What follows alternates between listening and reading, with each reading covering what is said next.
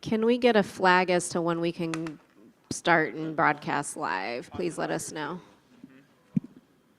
We're good?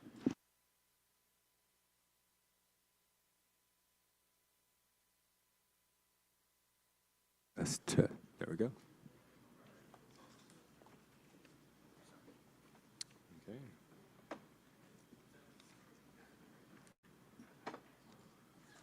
See what time it is.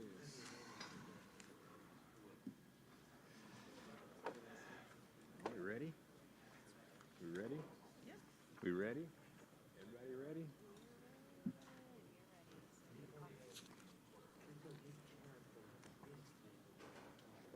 What's that? Yes.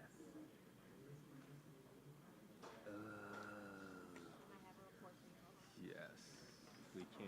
And that was Yolanda. Oh, yeah, totally.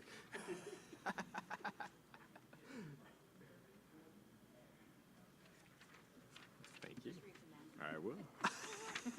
When it's time. I haven't even looked to see when that is. Fantastic.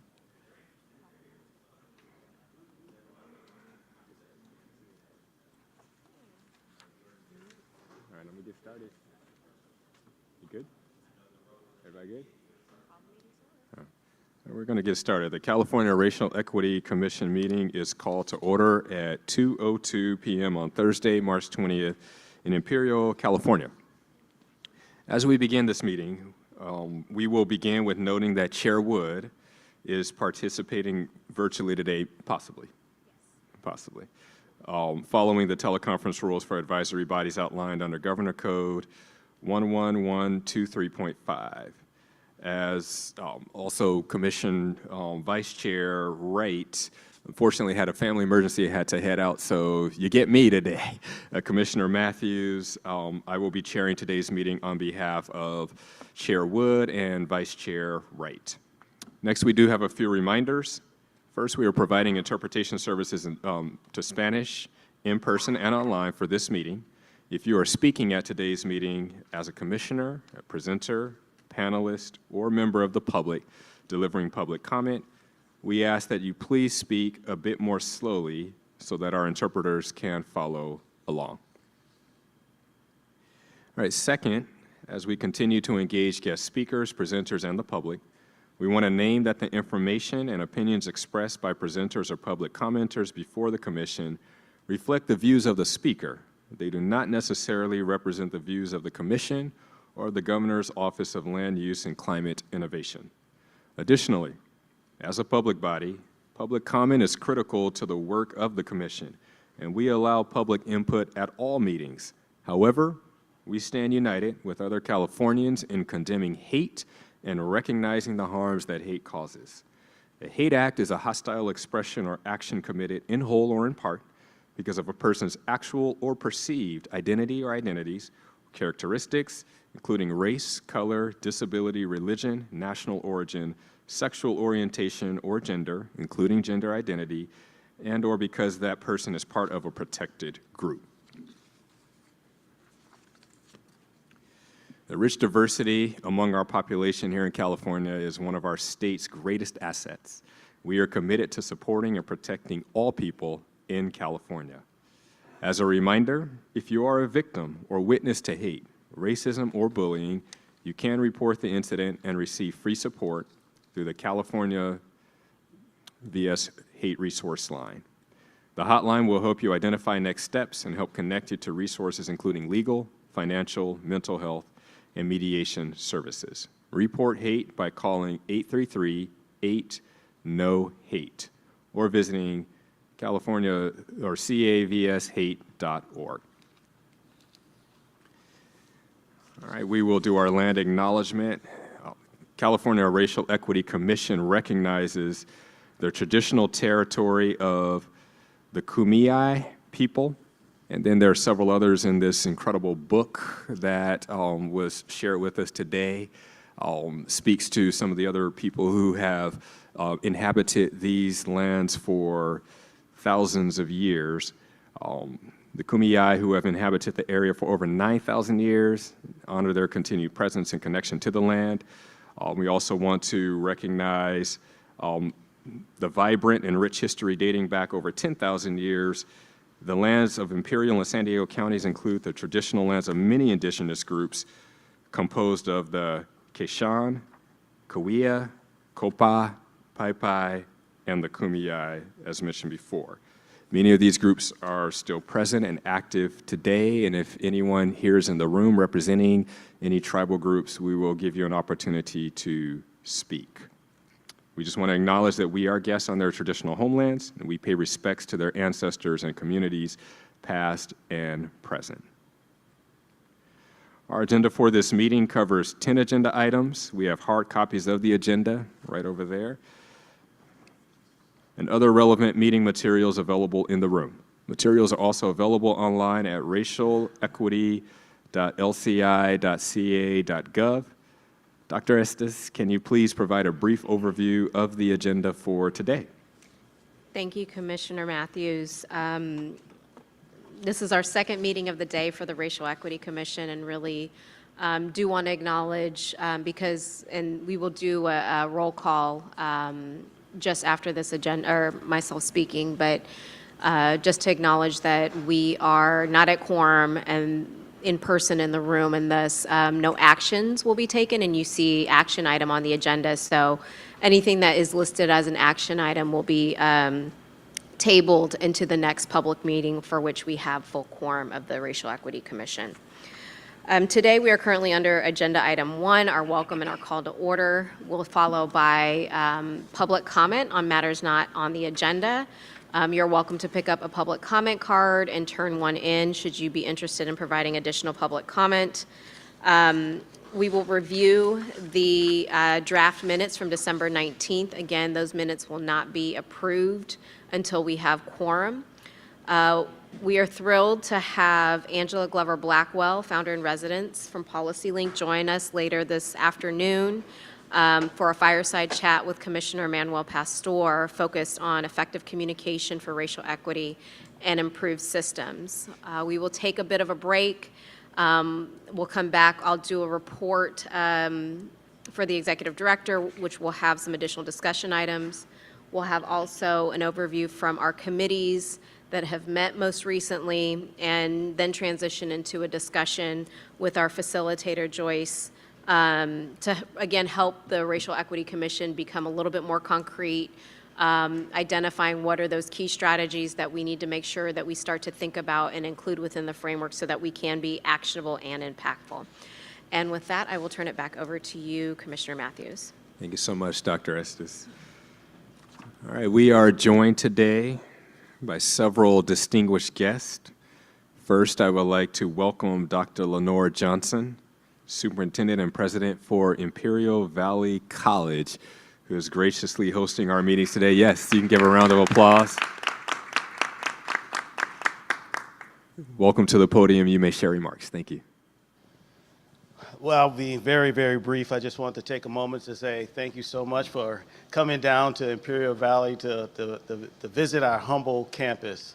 I wouldn't say we're just humble. We're the #1 community college in the nation, at least until about May when they announce the next Aspen winner.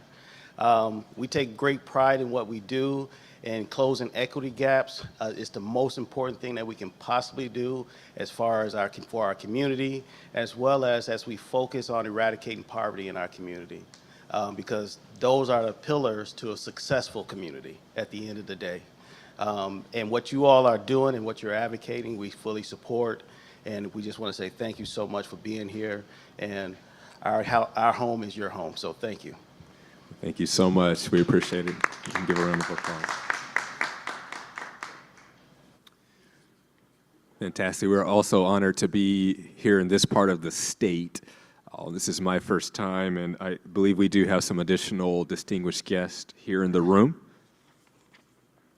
I'll mention a couple, and if you are here, we'll invite you to come share as well on behalf of your office. The office of Senator Steve Padilla, who's being represented by District Representative Larissa De La Torre. Fantastic. We can give her a round of applause as well. Thank you.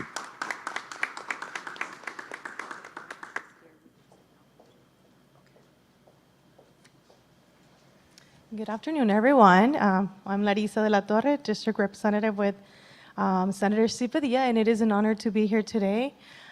Thank you for everything you do, for doing the trip to the south part of California. I know it's very different from up north, but thank you for all the hard work you've been doing.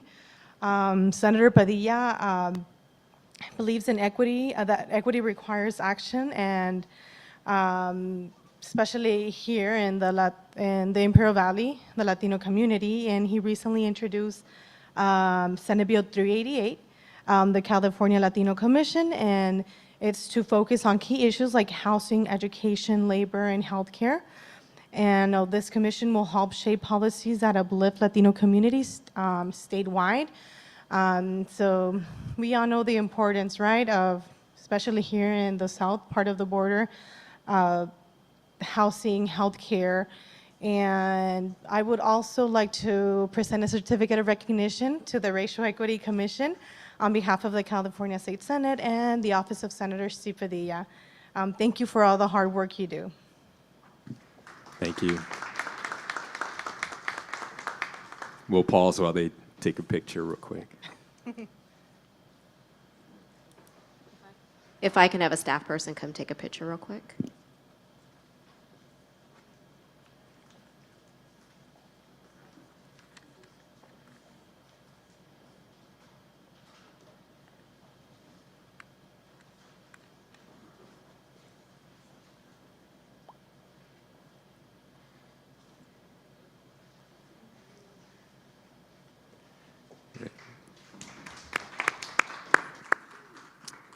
Thank you again so much. I believe we also have, we're honored to have Noemi Gallardo from the California Public Utilities Commission. If you have some words to share, we would invite you to share those right now. Hello, everyone. Buenas tardes. Good afternoon. It's an honor to be here. I didn't have any planned remarks, so lucky for you, won't take too long. I just think it's a very special occasion for state representatives to be able to engage with local representatives, the community and residents, and hear all the things that we need to hear to be able to address those issues. So I wasn't part of the community meeting yesterday, but I heard that it was just a beautiful moment where everyone was sharing their experiences, their stories, histories, and so that's extremely helpful for us because the Racial Equity Commission will be able to take that and then help put it into a framework and other tools that then us as state agencies can address, and that's what we need to hear. It's like the real stuff.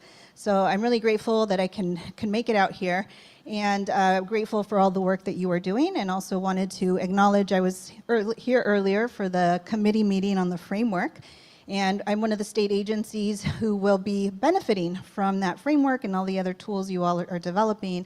And I wanted to emphasize a point that Commissioner Pastor made, that in the framework, including examples of state agency work that has been implemented and has been successful, will make it even easier for us as state agencies to realize it's feasible, this is doable, it's not scary, and will motivate us to do even more. So I think that's a great idea to be able to do that. And I want to make a clarification, I probably should have done it at the beginning. I'm Noemi Gallardo from the California Energy Commission. I love the Public Utility Commission. They're one of our peers we work with closely, but I'm representing the Energy Commission. Thank you so much to all of you. Thank you. I think that was a lot more popular anyway. Thank you. Thank you all so much for being here and taking time to be here with us today. Are there any other elected officials here in the room or representatives of elected officials before we move forward? All right, looks like we have none. Are there any tribal leaders or staff representing tribal leaders with us today? If so, we'd love to give you an opportunity to speak as well. Okay. Well, can we just give a round of applause to all of our leaders for making the time to be here, either themselves or through their staff. We truly appreciate their support of this meeting at the Racial Equity Commission. All right, I'm going to pass the baton for just a moment over to Augustine Ariola, who External Affairs Manager of the Office of Land Use and Climate Innovation, who will lead the roll call. We already know we do not have quorum here, but just to note who is in the room and provide an overview of the public comment process. Augustine. You, Commissioner Matthews. I will go ahead and begin roll call with yourself. Commissioner Traco Matthews. Present. Commissioner Jolie Onodera. Present virtually. Commissioner Dr. Manuel Pastors. Present. Commissioner Yolanda Richardson.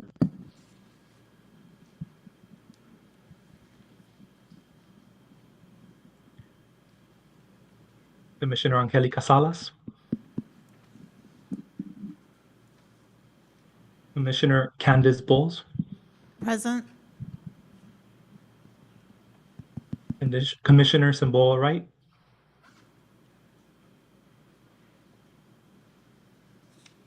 Chair Wood is absent. Commissioner Virginia Hedrick. Present. Commissioner John Kim. I think that's me. John Kim, present. Commissioner John Kim, thank you. Commissioner Gabriel Maldonado. Present. Thank you. As mentioned earlier, we do not have full in-person quorum, so there will be no actions taken today. I will go ahead and begin with the public comment process. I'm here to provide guidance for the processes for this hybrid meeting, which we have designed with the intention of maximizing access by members of the public. Please note, we are providing Spanish interpretation services in person and online for this meeting. Estamos proporcionando servicios de interpretación en español, tanto en persona como en línea para esta junta. Si nos acompaña a través de Zoom, localice la barra de herramientas en la parte inferior de la ventana de Zoom. Busque el botón que dice Interpretación, que puede aparecer como un icono de globo terráqueo. Haga clic en el botón Interpretación para acceder a las opciones de interpretación de idiomas. Aparecerá una ventana emergente con una lista de idiomas disponibles para la interpretación. Ahí puede seleccionar Español. For those joining the webinar online via Zoom or by phone, please note that your microphone is automatically muted when you join. To minimize the risk of background noise, you will not be able to unmute yourself. For those joining online via Zoom, please note that the webinar platform doesn't enable video for attendees, so we will not be able to see you.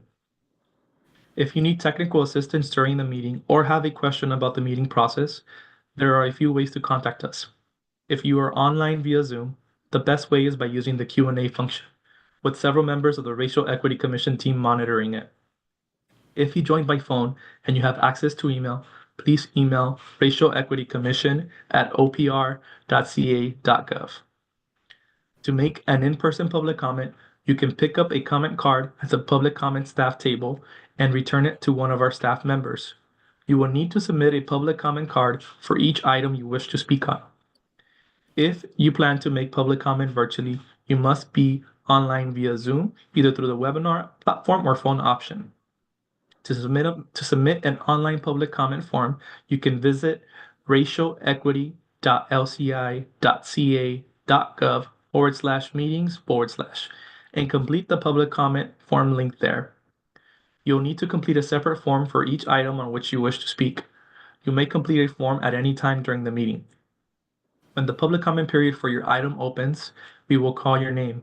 When you hear your name, you can raise your hand. To do this online in the Zoom webinar, you click Raise Hand under the Participants menu. You can find that at the bottom of your screen. To raise your hand by phone, press *9. When it is your turn to speak, a member of our team will unmute your microphone. If you are online, you will see a window pop up alerting you that the host is unmuting you. You will need to click the option to approve unmute. After that, you can begin your comment. If you are on via your phone, you will hear a recorded message alerting you that your line is unmuted. You can begin your comment once your line is unmuted. Each speaker will have a maximum of 2 minutes to make their remarks. Speakers requiring or using interpretation services are allotted 4 minutes to facilitate full participation. If you're online, you'll see a timer pop up on your screen. Please monitor that and wrap up your remarks accordingly.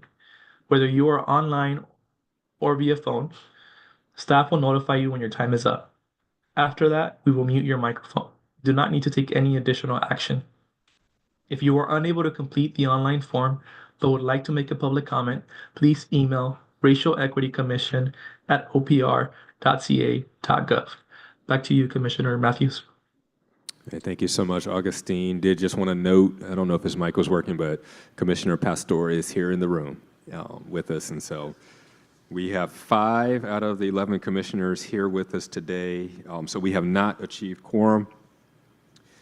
Please note that Commissioners Hedrick, Onodera, and possibly at some point Chair Wood, who may drop in when he has an opportunity, they are following the teleconference rules for advisory bodies outlined under Government Code 11123.5, which allows members to participate remotely. Under this code, remote commissioners are required to remain on screen throughout the meeting if in attendance. All right, as Augustine mentioned, we will now take any public comments related to agenda item number 1, welcome. Do we have any public comments?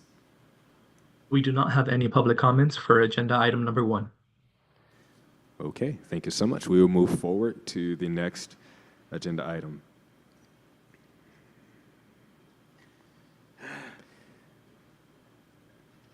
We All right. have... Go ahead. I was just going to say, before we transition to the bulk of our agenda items, today we will first take any public comment on items not on the agenda. Do we have any public comments? Yes, we have 1 virtual public comment and 2 in-person public comments for agenda item number 2. We will have in-person public comments first, followed by virtual public comments. Again, each speaker will have a maximum of 2 minutes to make their remarks, and speakers requiring or using translation services are allotted 4 minutes to facilitate full participation. We will go ahead and start with in-person. If we can have Luis Olmedo and John Hernandez line up by the podium, you may begin your public comments when you're ready.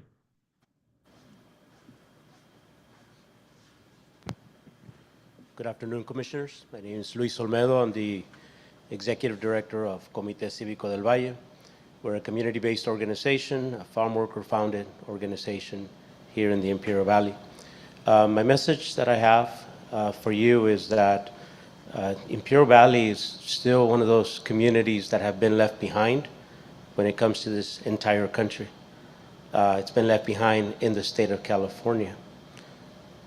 25 years ago, when I started making trips to Sacramento, they used to call it the armpit of California, right? Maybe because of the heat, maybe because it's not a desirable place. I didn't really know much at that time why they would call it that, but it sounded offensive. We're dealing with a Salton Sea, which is a state liability, that unless they're investing billions of dollars a year, last I heard, 15 or more years ago, they said it was a $30 billion liability. With inflation, what is it, $60 billion? And we're still throwing hundreds of thousands of dollars. All right? When it comes to air pollution, we're breathing international air. Do we not deserve the same type of protections?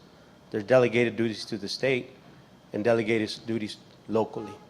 And that's my message today, is that please look beyond when we talk about racial equity, inequalities, inclusivity, and look at it from not just what's happening at the state level in its programs, but what are all those delegated programs that are being delegated locally and being entrusted locally, right? Where the state says, we trust you with funding, we trust you with the law, and we trust that you're going to implement that law in equitable, in a fair, by the law manner.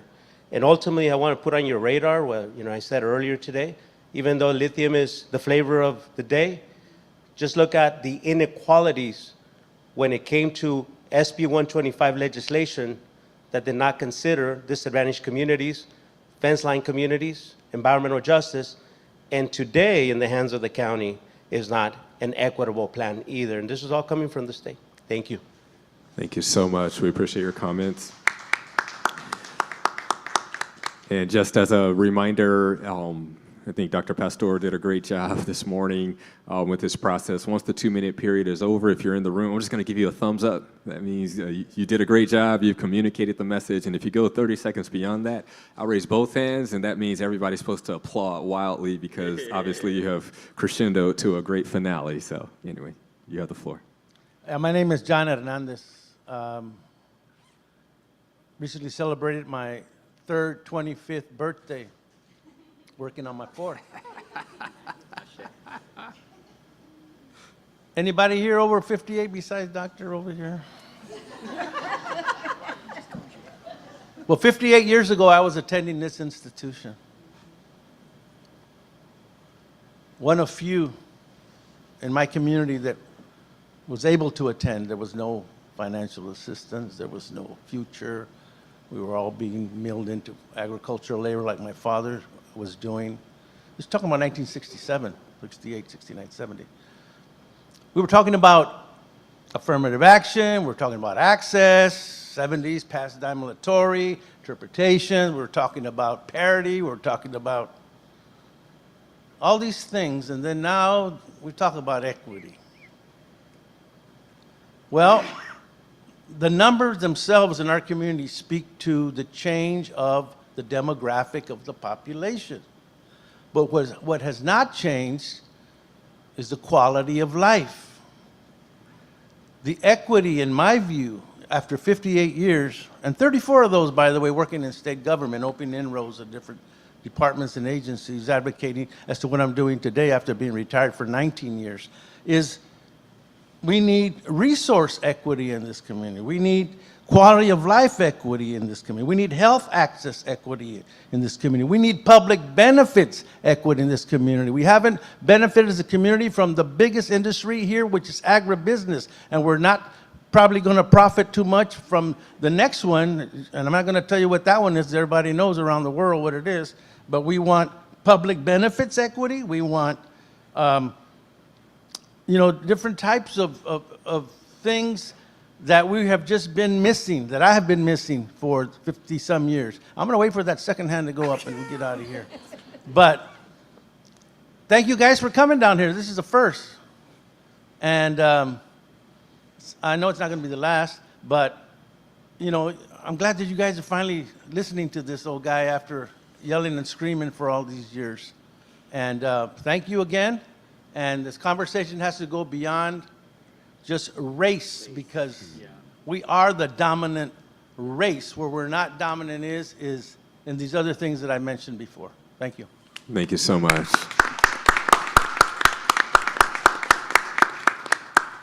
I believe we have one public comment online as well. We received an additional online public comment. When you hear your name, please raise your hand on Zoom. You can do this by clicking the raise hand under your participants menu. Our first online public comment is Archie Roundtree. Archie, you may begin your public comment when you're ready.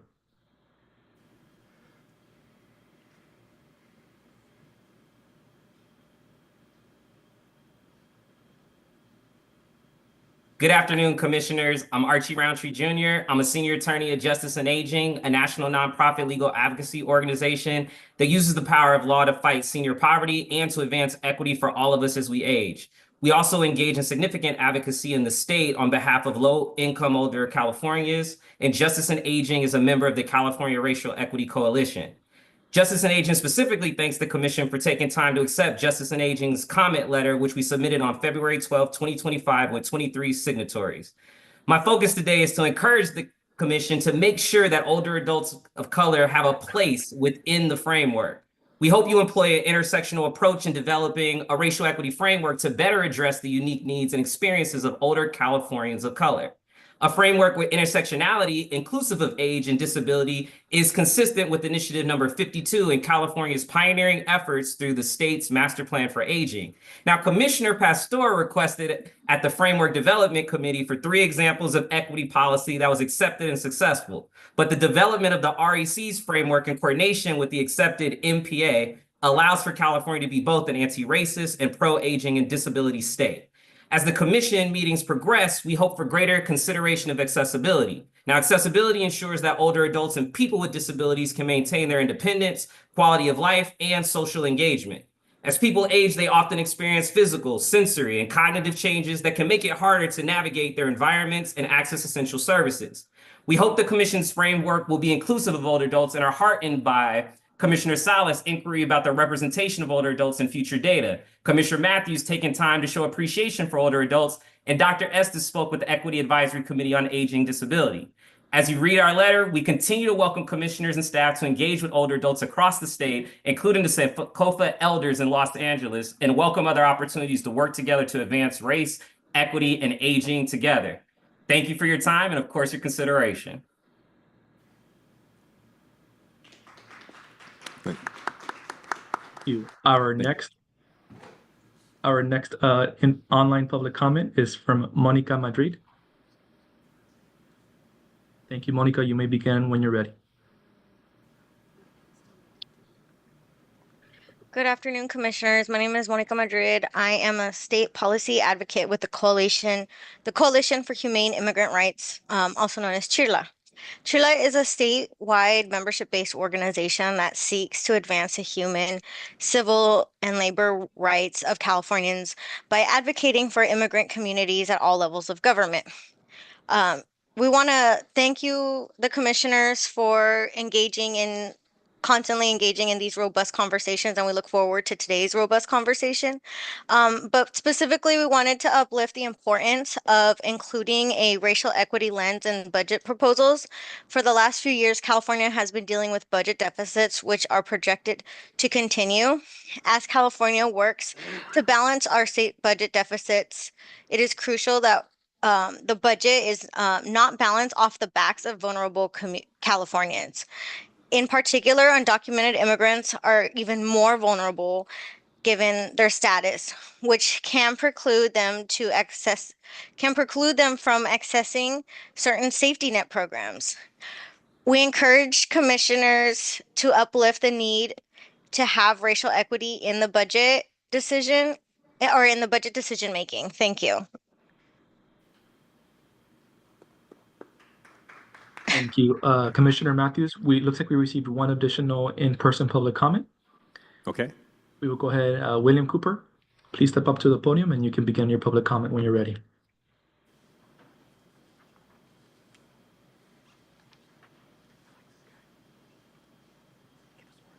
Good afternoon, everyone. I'm William Cooper. I'm the Executive Director at the Becoming Project located in Calipatria, California.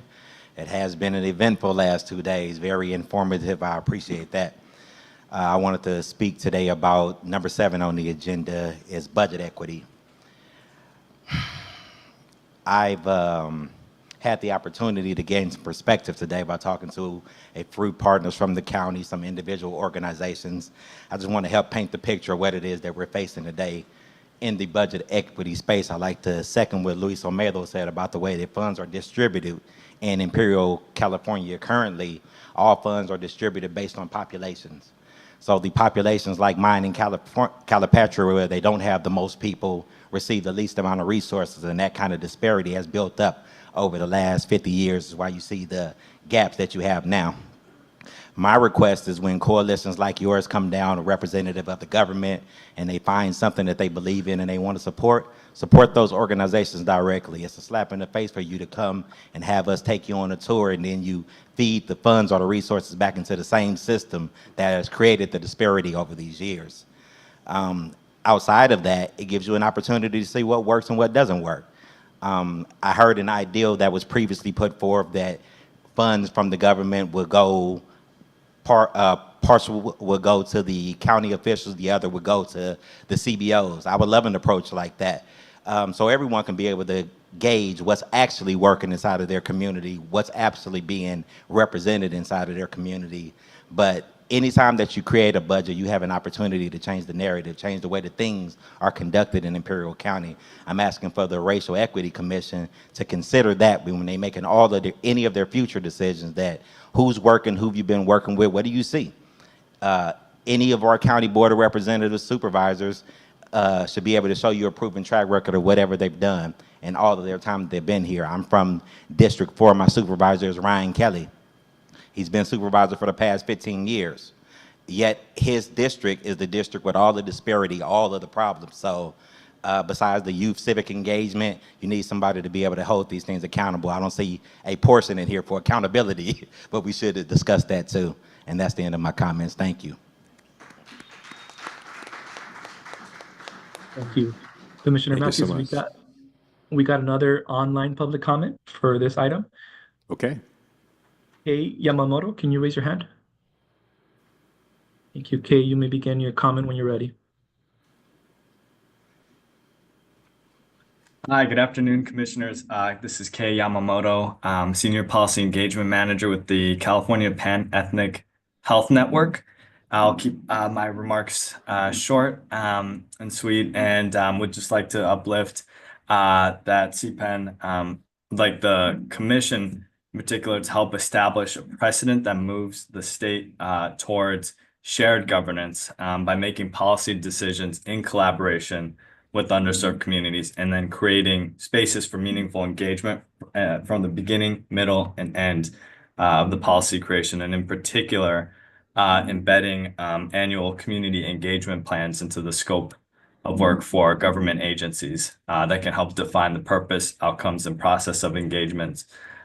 We know from our work with partners throughout the state that organizations want to be in collaboration with government. They want government to work just as well as those who are working in it to serve the public to the best of their ability and its ability.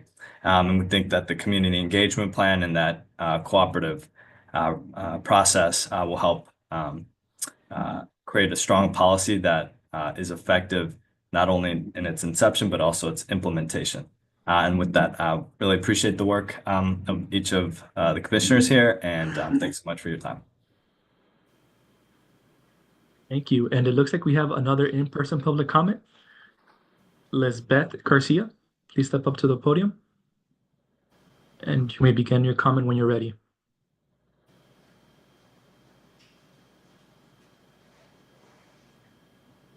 Hi, good afternoon, commissioners. My name is Lisbeth Garcia. I am a first-generation Mexican-American woman who was born in Las Vegas. And what brought my family and I to the Imperial Valley was that 15 days before my quinceañera celebration, my mom was detained and deported. And that's what brought us to the area. And so to say that coming from a big city to a small town was a culture shock is an understatement. And I was a young gal with the mission, right? I was gonna go to college, and when I landed here, I was a junior in high school, and I'm very grateful for the opportunities that the Imperial Valley has provided me and my siblings with. But in being grateful, I also have to recognize the wide disparity and the lack of resources that even in my journey and my discovery, a lot of people didn't even know existed. The little bits that have existed, and that's truly thanks to the folks that are leading the way and paving the way. But we have a long way to go. And my request to you is that we not only bring those resources here, well, that already are here, but the disparity has been, and we know the way it's been, you know. Mexican Americans in the future, we're no longer going to be the minority, and any minority group is no longer going to be minority. And so my request, like I said, is to continue to, well, to do things differently. Not to continue to do things the way that they've been done, but to do things differently and to allocate that funding to the leaders and the organizations that are doing the work in the front lines. And I just want to say thank you for hearing us out. But this is a continued conversation, and let's build things that are sustainable, not just, you know, come and implement the pilot, but truly create, you know, something that's sustainable for our community. So anyways, thank you.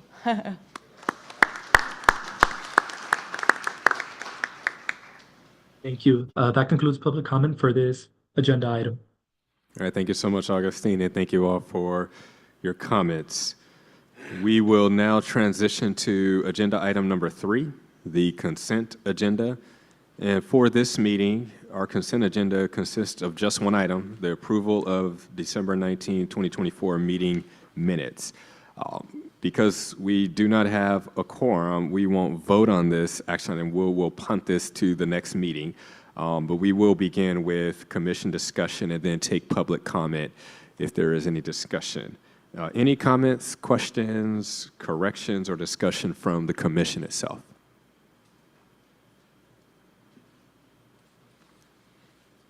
All right, seeing none, we can move forward. Do we have any public comments related to this agenda item? There are no online public comments for this item. Are there any in person? I don't see any in-person Seeing public none. comments. Seeing none, then that concludes public comment for this item. All right, thank you so much. Okay. We will now move on to agenda item number 4, which is our fireside chat, seeking common ground, effective communication for racial equity and improved systems. This fireside chat will be a conversation between Commissioner Pastor and our esteemed guest, Angela Glover Blackwell, founder and resident at PolicyLink. Can we all please give a warm welcome to Angela, who is joining us virtually on the screen today.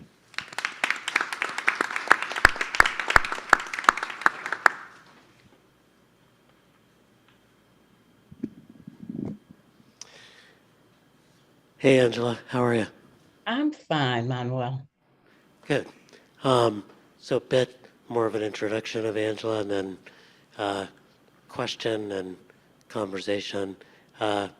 Angela Glover Blackwell is founder and resident at PolicyLink, a group that she started in 1999. When she first told me she was starting this organization, I said, this is a very stupid name and a really ridiculous idea. And you could see that I was completely wrong. She founded a fantastic, thriving organization which has delivered great guidance to people pursuing racial equity all over the United States. She is now not retired, but no longer the CEO there. She's the host of several podcasts, the Radical Imagination podcast, and most recently, Reimagining Democracy for a Good Life. She's done numerous other things, including co-authoring with none other than Manuel Pastor, a book called Common Ground, Uncommon Common Ground. Angela, I want to start with maybe the elephant in the room, which is this moment that we're in right now.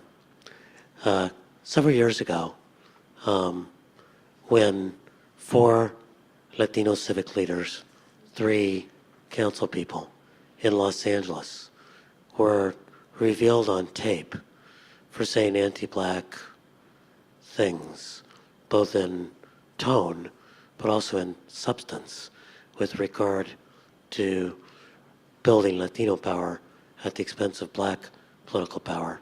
I kind of immediately sprang into action, trying to remind people of ties that had been built, the work that needed to be done, the self-examination that needed to take place in order to move forward. And the thing that went through my mind was that I'd been born for that moment, or more that I'd worked and worked over the years to be ready for that moment to respond. I feel like the moment we're in right now, where the term racial equity, at least at a national level, is being disparaged, in which there's so much anxiety about where we're going, is almost the moment you were born for, the moment you've been working to address. What are you thinking about in the current moment? What are you feeling and what are you thinking about this current moment and what we should be taking away? Whoa. That is a very interesting question. You hit me right where I'm thinking constantly, all day, every day. And I haven't been thinking about it quite so much as racial equity, as I've been thinking about it in terms of the quest for being able to come to grips with what we have created in this nation because we haven't dealt ever with the racial angst that has defined the development of the nation. And a lot of that is getting centered in this notion of sort of don't say diversity, equity, and inclusion, and taking that effort and pushing it aside. Been thinking about that a lot, which I think lands smack in the middle of your question. And you're right that it is my mission. It is the thing that I have been working on my entire adult life, my entire professional life. And this is what I think. I will tell you that having worked to really build the field and the idea and the action and the movement around equity, it was always about being able to make fundamental change, not on the fringes, not over there, but fundamental transformative. And so the first time that I heard of a Department of Diversity, Equity, and Inclusion, I thought, this is not going to be good for equity. This is not going to be good for equity because we have taken it and we have put it in a department that can be closed down, that can be eliminated. And we have hired people to work on it so that we have made it somebody else's job. I said, this is the end to equity. I actually spoke those words to someone the first time I heard about it. And now that I see these departments being dismantled and I see these efforts to get people to stop doing that, I realize that I was wrong. And here's why I realized I was wrong. Because, as I said, it was never about something on the margins. It was about being transformative. And because of these efforts, we now have thousands upon thousands of people who have learned history they never were interested in, who have had conversations they never intended to have, who have seen the humanity of people that they have pushed off to the side. They have had to analyze the work that they have been doing and seen how that work has not been part of trying to build a more inclusive society, but has been part of keeping us separate. They have had to think about what they would do differently now that they know this data, now that they know this history. And those thousands of people who have had that training have impacted probably millions of people who have been touched by what they have learned. The people who have been through this cannot unsee what they have seen.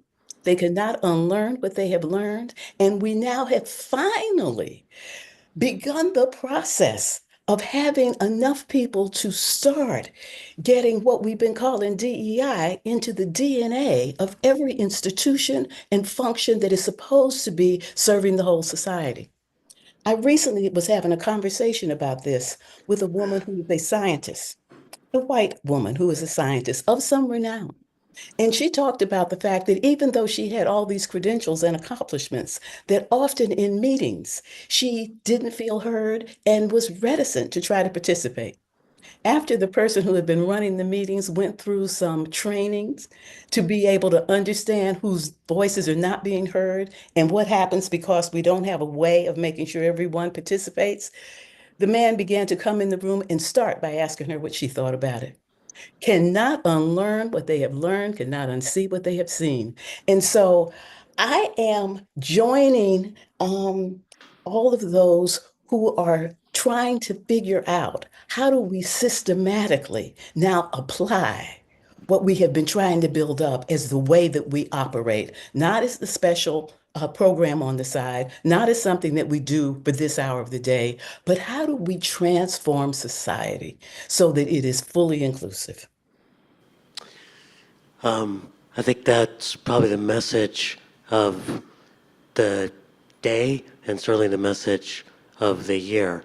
You know, a couple things that came up today in our earlier meeting were how not to get swallowed up by process rather than outcome, how not to get derailed by fancy language rather than plain language, and how to actually deliver real change. I'm really struck by the fact that everything you just said in an eloquent 5 minutes was very plainly spoken and basically didn't really pull in any sort of fancy words to make it happen. What do we need to do to make this more sensible to people? For example, what you were saying about you can't unsee what you've seen, and you can't fail to recognize talent where before you didn't have the skills to recognize talent. How do we discipline ourselves to speak in a common way? Because I think sometimes when we talk about DI or racial equity, we move into an obscure language that loses average working people. Thank you for that question, Manuel. I think about that all the time and always strive to try to figure out two things. One, how to get personal mental clarity about what it is I'm trying to achieve. And then to find the words to be able to talk to everybody about it so that I don't, one, come muddled, and two, don't come having to be defensive and, oh, that's not what I meant. That's not what I meant. I want it to be clear what I mean so that if you really disagree with it, we can talk about the essence of that and not that you were offended by the way that I put it or didn't quite understand it. It was 1999 when PolicyLink began as an organization to advance equity. And it wasn't until 2009, 10 years later, that we developed a definition for what it was we meant when we used the term equity. And that was purposeful because what I wanted us to do was to develop the idea of it, the concreteness of it. What does it feel like before we used language that allowed people to disagree before they understood? So that when we used the language, we could give examples of how it was happening. And the definition that we came up with, which you have probably been using in the work that you're doing, is just and fair inclusion into a society in which all can participate, prosper, and reach their full potential. Who could be against it? But those words have so much meaning. Just and fair inclusion.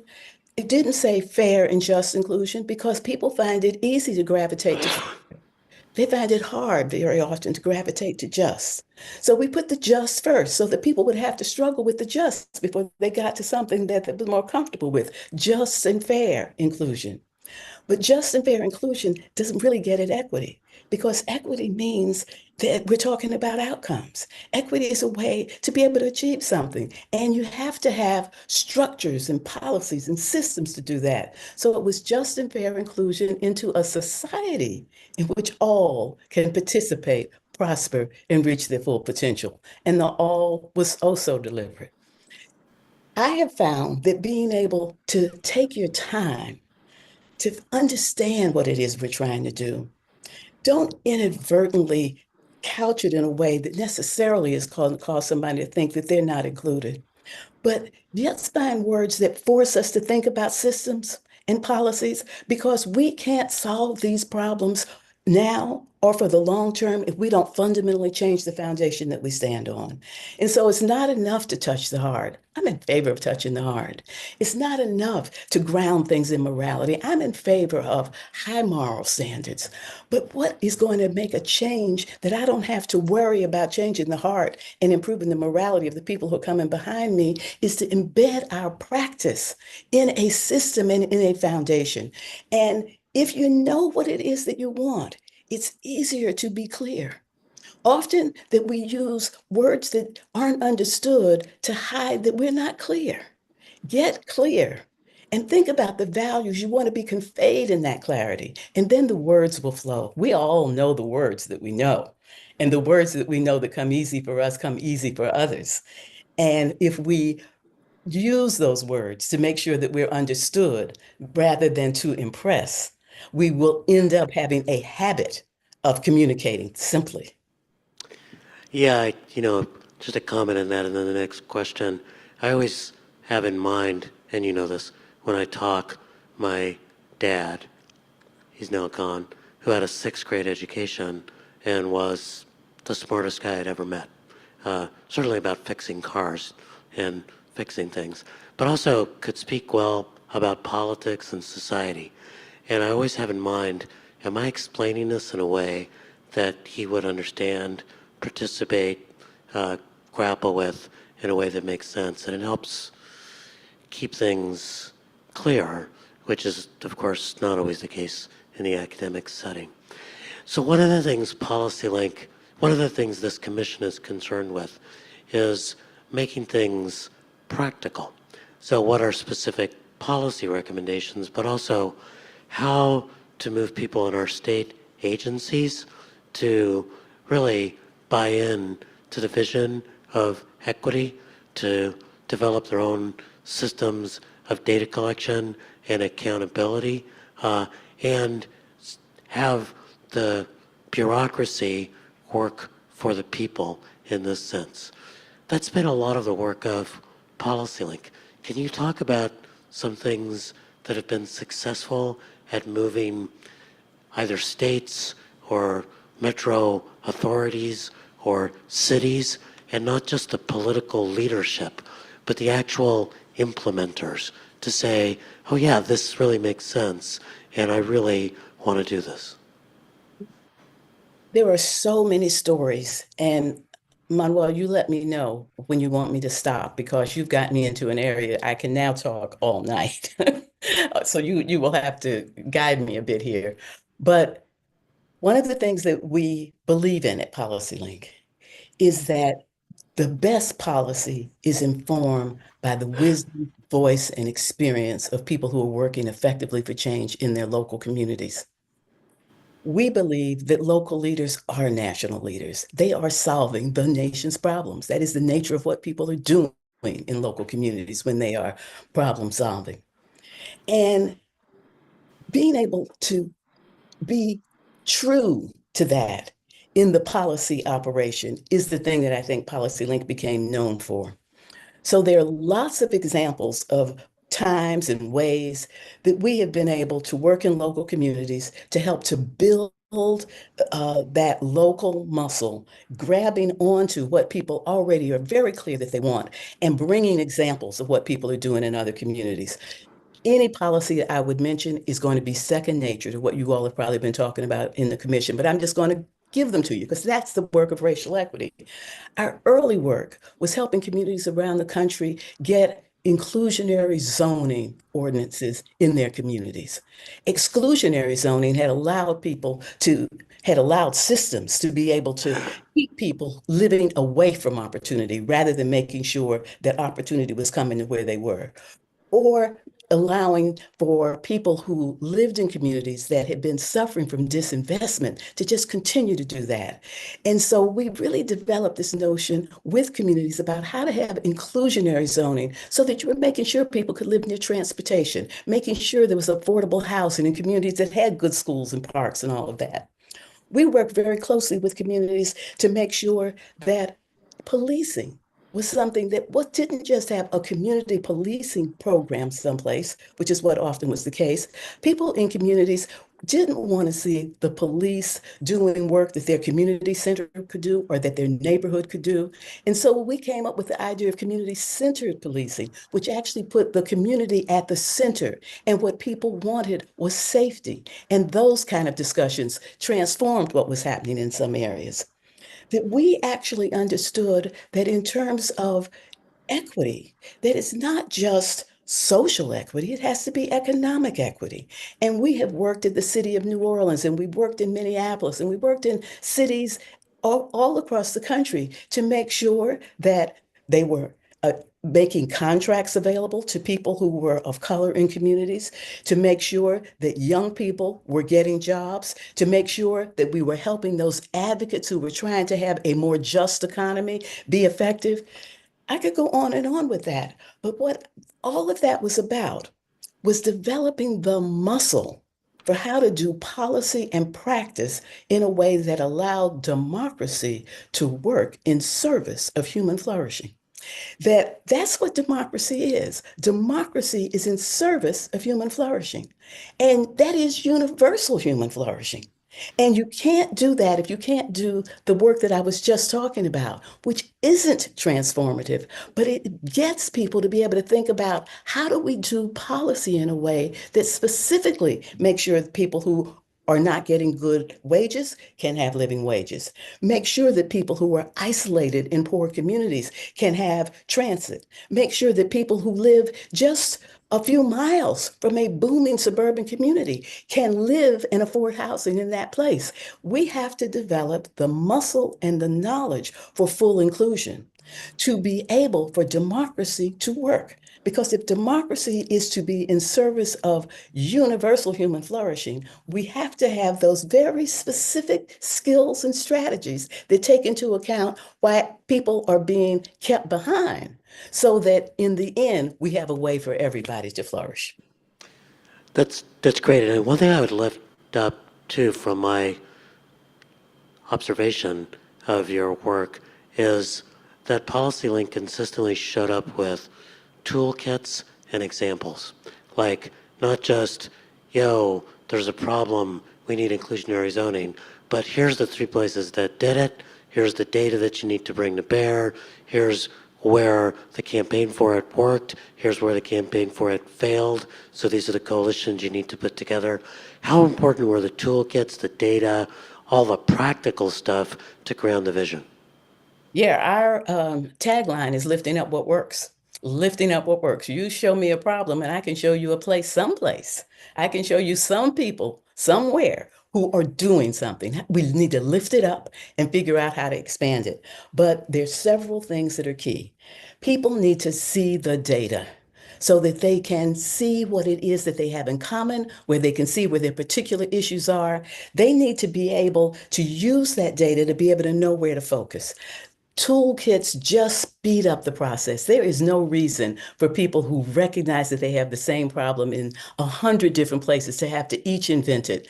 Let's be able to bring it together, tease out of it, be able to pull out what are the 5 things. If you are doing it, Manuel, it's 3, but what are the number of things that we absolutely can say, all of that you're looking at, that's 100 different places, there really were only 5 strategies. And those 5 strategies consistently do this. This helps people to be able to access the toolkit easily. And I have often found that the thing that really sometimes gets people, even though I don't need it, but a lot of people need that personal story, that one individual. So being able to pepper your toolkit with personal anecdotes and stories so someone can say, not only is this a great idea, but that person really is situated pretty much like I am. If they can do it, I can do it too. I'm going to make sure we go to the commissioners because I'm sure people are anxious to ask questions too. But at one, I guess 2 last questions before turning to the commissioners. First, one of the things that's somewhat not completely unique, but is really jumping out here in the Imperial Valley is that this is a place where certainly the supermajority of Latinos have been left behind and kept behind, but the region itself has been marginalized in California. So what's your experience with an entire region or city that feels like the odds have been stacked against it for the longest time? Depending on the year, this is the first or second poorest county in the state, with a median household income roughly 1/3 of that in the Silicon Valley. It's in the top sort of 10 to 15% of counties with regard to environmental pollution using Callan virus screen. And so I think for a lot of people in this region, it feels like the state hasn't cared. So how do we bring geographic equity into this conversation more explicitly, more thoroughly? You probably remember this, Manuel. When we first started PolicyLink in January of 1999, one of the big issues at that time was that inner core cities, many of which had become to define the entire city, like St. Louis, Missouri. It wasn't just, in St. Louis, by the way, is where I grew up as a child. It wasn't just that the poor communities in St. Louis had been left and kept behind, but all of St. Louis in the region was just sort of like the statistics that you have just given. And we realized that in 1999, it was hard to get policymakers interested in a conversation about race. It's a long time ago now. And we realized that place was a good substitute for race. And so we talked not about racial equity, but about regional equity. Because if you took communities like St. Louis or Detroit or Cleveland or East St. Louis or Newark or Oakland, there were all kinds of places where the urban area was being left behind and the suburban area was starting to feel the impact of that. That what we saw was the region could not continue to flourish if the core had been allowed to deteriorate. And so we found that the regional equity conversation got us into the issues of inequity and had us look, particularly when you looked at the data, at the racial dimensions and other dimensions as well. What I have learned from that is that we really are interconnected and dependent on each other globally, nationally, state, county, metropolitan region. And we need to understand, accept, and have analysis that forces us to see our interdependence. And in seeing that interdependence, you can have a longer, more nuanced, more sustainable conversation about what it is that we need to do. And therefore, your question is a hard one. It is a hard one, but it is not one that we can't maneuver. But it takes advocacy. I was glad to see, as I was watching leading up to this conversation, the public speakers driving home the point. These things won't happen because of data. They won't happen because of analysis. Data will be useful. Analysis will be useful. What's been working in isolated instances will be useful when we have a public will that we must do something about it. And that public will comes out of protest. It comes out of advocacy. It comes out of causing people to have to pay attention to that to which they don't want to pay attention. It has to do with doing an analysis that allows you to be able to have a conversation that connects what it is that you're concerned about to what the ones who are not in your circumstance are also concerned about. We know that for California to thrive, all of the regions of California need to thrive. They may not feel the impact of isolation and underinvestment immediately, but eventually, if we allow for that, it's going to hurt the entire state. And so having an analysis that you can turn into your talking points, and to be ready with what it is we need to do differently. One thing that I have found is that we often are more sophisticated with our advocacy than we are with our follow-up. That it is just as important to be able to say, here's what it is we can do about it. Here's where the data needs to guide you. Here are the people who are prepared to take leadership. But never forget that you will not be able to apply all of that if you haven't been able to get the attention. And there's nothing like sophisticated advocacy tied to a sophisticated strategy for joining with others to be able to implement policies and practices that will lead to a different result. So let me, I'll ask one more question, then do a little bit of summary before turning it up to the group. So we had a public meeting. This is another public meeting in between the commissioners at lunch. It was off the record, so the full range of our despair in this moment could be revealed. So it's a little bit of tears. There was some rage. People were talking about family members they liked and didn't like. It was an emotional mess. In this moment of turmoil, what's helping you hang on?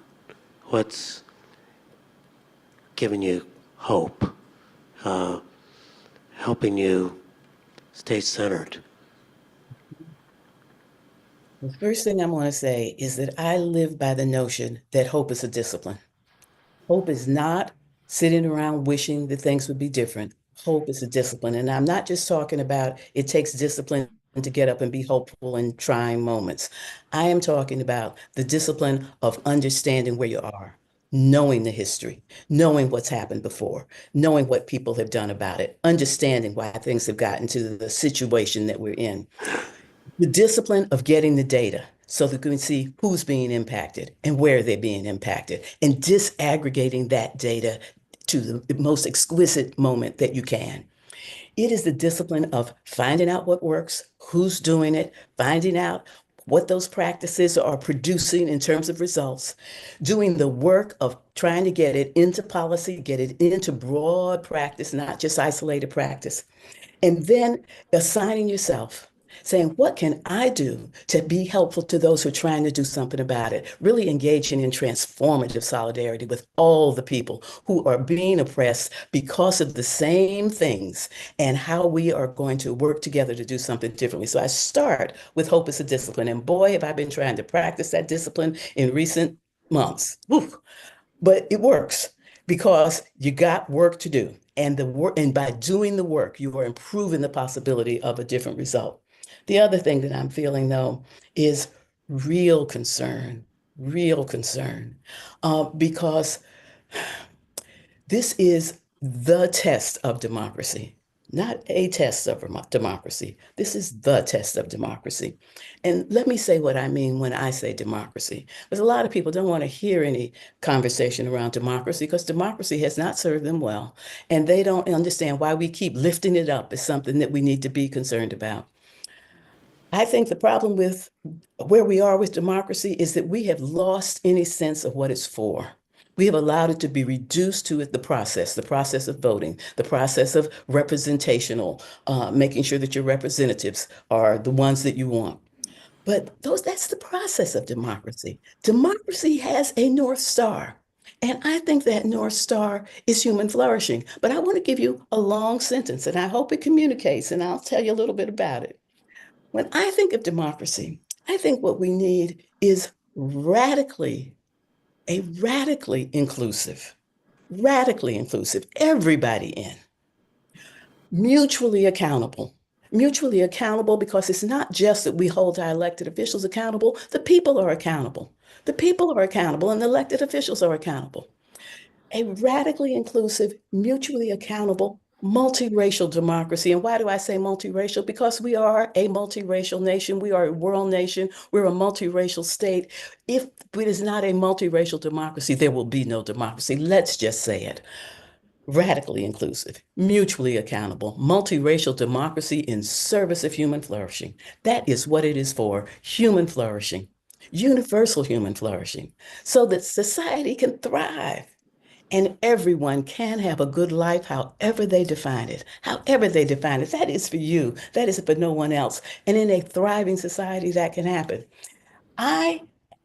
My hope as I'm practicing this discipline is boosted by the fact that we need to define the outcomes of democracy. We need to define the North Star. We need to learn how to be mutually accountable. We need to understand that when you say multiracial, that doesn't exclude anyone. It is just a description, but radically inclusive includes everyone. But we have to call out multiracial because this nation was born in the gap between high ideals and a devastatingly ugly reality. The high ideals of democracy, of liberty and justice and freedom, and the reality of genocide and stolen land and slavery. Those were the actions, those were the ideals. In the gap is where the nation was born. But it is this notion of continuing to try to perfect the notion that the people are the ones who decide of the people, by the people, and for the people. The democracy in this nation has gotten stronger through struggle, through the Civil War, through the Civil Rights Act, through the women's movement, through the movement for Latino rights, through the movement for LGBTQ rights.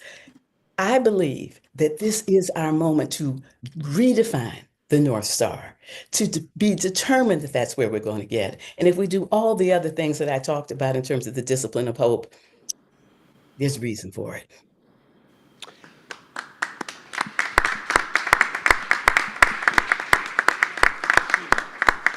Well, I couldn't figure out before the session why they call it a fireside chat, but I think in particular the young people would agree that was fire.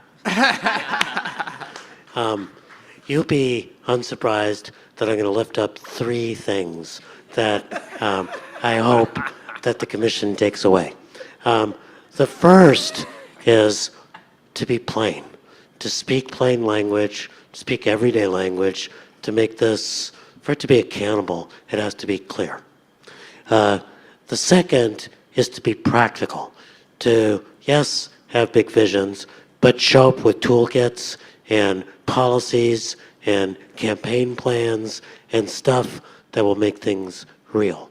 And then the third, this will also not surprise Angela that it's an alliteration, plain, practical. The third is possible, to show people what is possible, that it's not something that's way out there beyond some kind of hill that we're never ever going to get to. But there is a world of thriving that is possible. Here's what it looks like.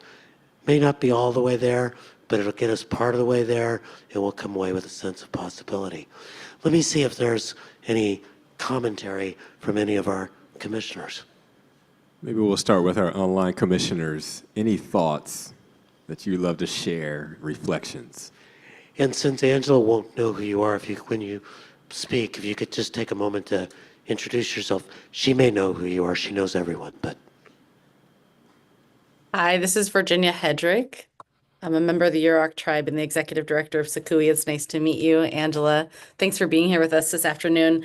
It was fire. I think there's a number of things that are really sticking with me that are really clear in this moment. So it's not really a question, but just really want to back up your earlier statement about the importance of people being unable to, they can't unsee what they've seen and sort of the power in that in this moment. Particularly in this political climate. I thought that was really powerful. I'm really inspired by that and appreciate you spending some time with us today. Thank you. Appreciate the opportunity. Hi, good afternoon. My name is Jolie Onodera. Very nice to meet you. Likewise, I don't necessarily have a question, but several of the things that you said today very much resonate with me. I think number one, what will stick with me is that hope is a discipline. That will definitely stay with me as we continue our work through these times. And I also very much agree with your comments regarding looking at things through the lens of regional equity, given where we are today. I think that's going to be really interesting as we work through a lot of the discussions on data and budget. So very much appreciate all of your comments on that. Thank you. Thank you. Commissioner Matthews.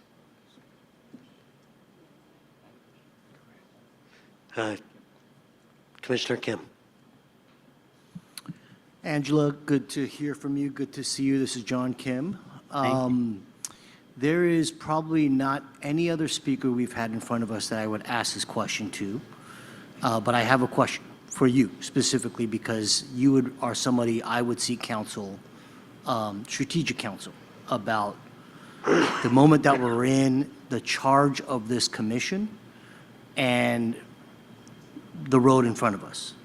We have 6 months or so to complete a framework and prepare that and submit that to the state. We are an advisory body. We sit in a state that is the most common piñata for those who want to come at not only a multiracial democracy, but people of color and the work that we've been trying to lift up as a racial equity commission. You type in California, you type in racial equity, and we're the first thing that pops up as a commission on Google. And so we know what the headwinds are, both externally and internally to the state. And so my question for you is really just very straight up, like, would you recommend to this commission and to us as commissioners, do we at this moment go hard and push hard? Do we lay back and come back for a better political environment to try again? Or do we do something in the middle where we do what we can, may not be as sharp, may not be as hard, but something to build on for the future? Just strategically, what is your advice for us as a commission in this moment? Thank you for trusting me with that question and giving me an opportunity to think about it. What I would focus on would be guided by an article that I wrote, which you probably have read over the course of this commission work, The Curb Cut Effect. You all familiar with it? Let me just assume that you're not in 2 seconds, try to summarize it. It is an article that talks about those curb cuts, those cutouts in the sidewalk that are there because of the advocacy of people with disabilities in wheelchairs. And yet, there is no one who doesn't benefit from them. Whether you're pushing a stroller, whether you're a worker, even just crossing the street, 9 out of 10 unencumbered adults cross the street at the corner because of the orientation of the curb cut. Once you know what to look for, you can see it every place. You can see it in terms of early childhood programs, could have started with Head Start. You can see it in terms of not smoking in public places, started with flight attendants on airplanes. You see it every place. The reason that I use that example is because it makes this point, that if you solve problems with nuance and specificity from the standpoint and the viewpoint of those who have been most marginalized in society, inevitably the benefits will cascade out to everyone. I would take that approach with your report. I would start off by talking about not the problems of Black people or people who are Latino or other people of color. I would start off talking about the problems of California, and how then I would go from there to talk about the key to addressing the issues in California is to make sure that the population that makes up California can completely participate, prosper, and reach its full potential. I would use data to show that relationship. And then I would drill down on exactly what needs to happen hard. I would go hard, but I would go hard because it is the only way for California to thrive. And when California can figure out a way to be able to thrive, we have created a model in which this multiracial nation of the future, it's not there as a nation yet, but it's been there in California.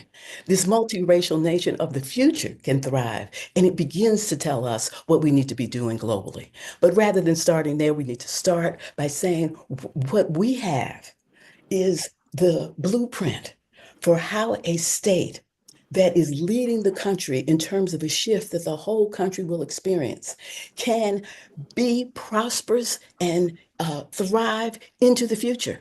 And make the case with data and examples, and then drill down on what needs to happen, making the point that we can't get there if we don't build this capacity and build this muscle. And I don't think that that is a cop-out. I don't think that is because of pushback. I think that is the truth. So when you say, should we come hard or go in the middle? Come with the truth. Come with the truth. And the truth takes you exactly what you have been studying all this time and what you will study for the next 6 months. Much.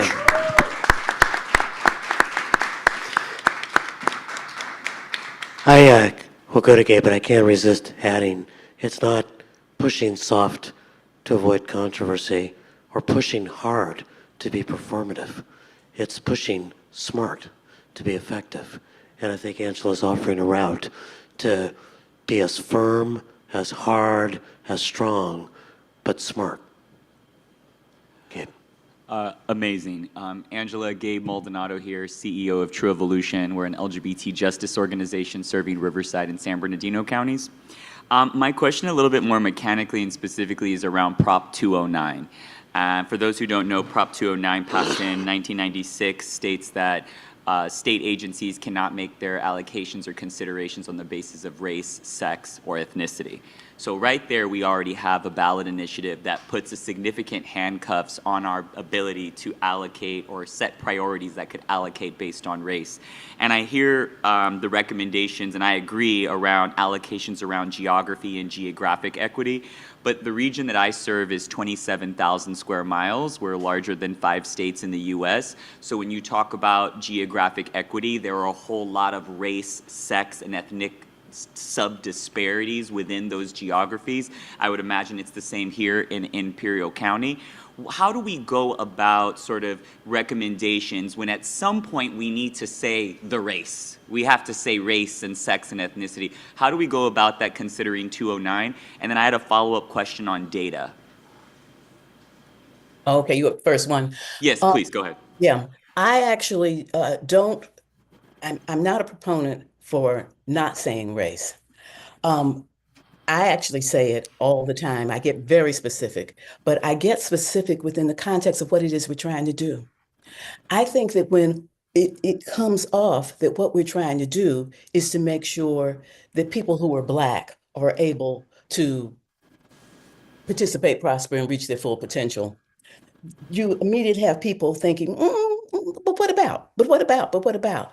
But when you say we want all to participate, prosper, and reach their full potential, and we can't get to all if we don't know within all who's already not there. How do I know that? I go and look at the data, and the data will show me who is not there. So that is then lifted up for me where I need to really focus. And then I need to figure out, well, why have the things we've been doing all along not worked? Which has me thinking, well, I need to analyze. One, how did people get into that situation? And what happened once they were in that situation and they were coming in contact with our programs and services that didn't make a difference?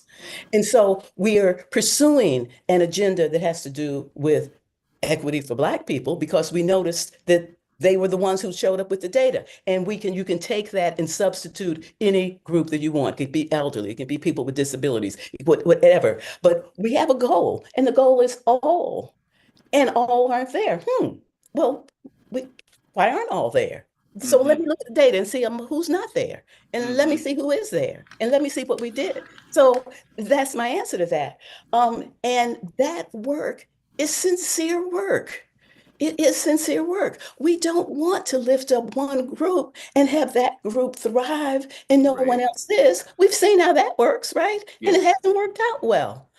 So we have a different way of going at it. Let me just tell you a little story about affirmative action in 209. I graduated from the University of California Law School in 1977. And the class that I entered with in 1974 was very diverse because it was right in the middle of affirmative action. There were about 25 Black students, about 25 Latino students. Half the class was women for the first time. And that was amazing. And that had been for a few years. It lasted for a few years after I left. 20 years later, in 1997, I was the commencement speaker, graduating class of the law school. And in 1997, we had 209. And so the next year would have been the first entering class under 209. There was only oh, let me just say this. It was in a huge outdoor stadium, and the beauty of that stadium with all of that diversity that had been in the classes, it was just gorgeous. In the incoming class, there was only one Black student. And the only reason there was one Black student is he had been admitted the year before and had taken a deferment. And so he was now coming in. Couple of years ago, maybe 3, I got invited to a celebration of the Black Student BALSA, Black Law Student Association. And it was a dinner, and I was being honored. And I invited my husband to come with me. And I hadn't had much contact with the law school since 97. And I said to him, I think it's going to be a pretty small dinner. I don't think there'll be that many people there. There were over 100 people there, all Black students currently in the law school. That from that one student, Black, that came in 1998 to something 2 or 3 years ago, they had gotten back to even more students than they had had when I was there under affirmative action.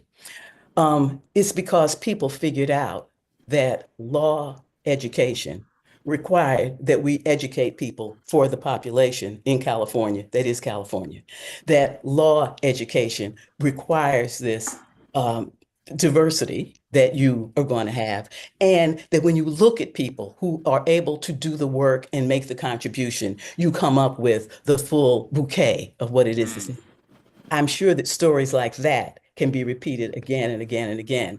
And even if we have areas where it's not repeated because people did not do it, it's because they weren't being honest. They weren't being honest about what they were trying to achieve. They weren't being honest about who could do the work. I just know that in corporations across this country they have a customer base that is diverse. They have to figure out how to be able to communicate in a diverse world. You will not see, though I don't know what they're going to talk about, I predict there's going to be a difference between what corporations say they're doing and what they're actually doing, because we know who the consumers are. I mean, if you think about it, in this country, where we are going to be, we're already majority people of color in this country. If you take into account that many of the people who are not of color are older, so that you have a young population that is already going to be the future. So who's going to buy homes? Who's going to start businesses? Who's going to go to schools? Who's going to build community? Who are going to be the leaders? We already have a nation in which if we don't figure out how to be able to invest in that workforce, how to be able to learn from that workforce, how to be able to help that workforce become everything that the country is going to need, the country will not thrive. We have got to not use it as a way to get around. We have to use it as the truth.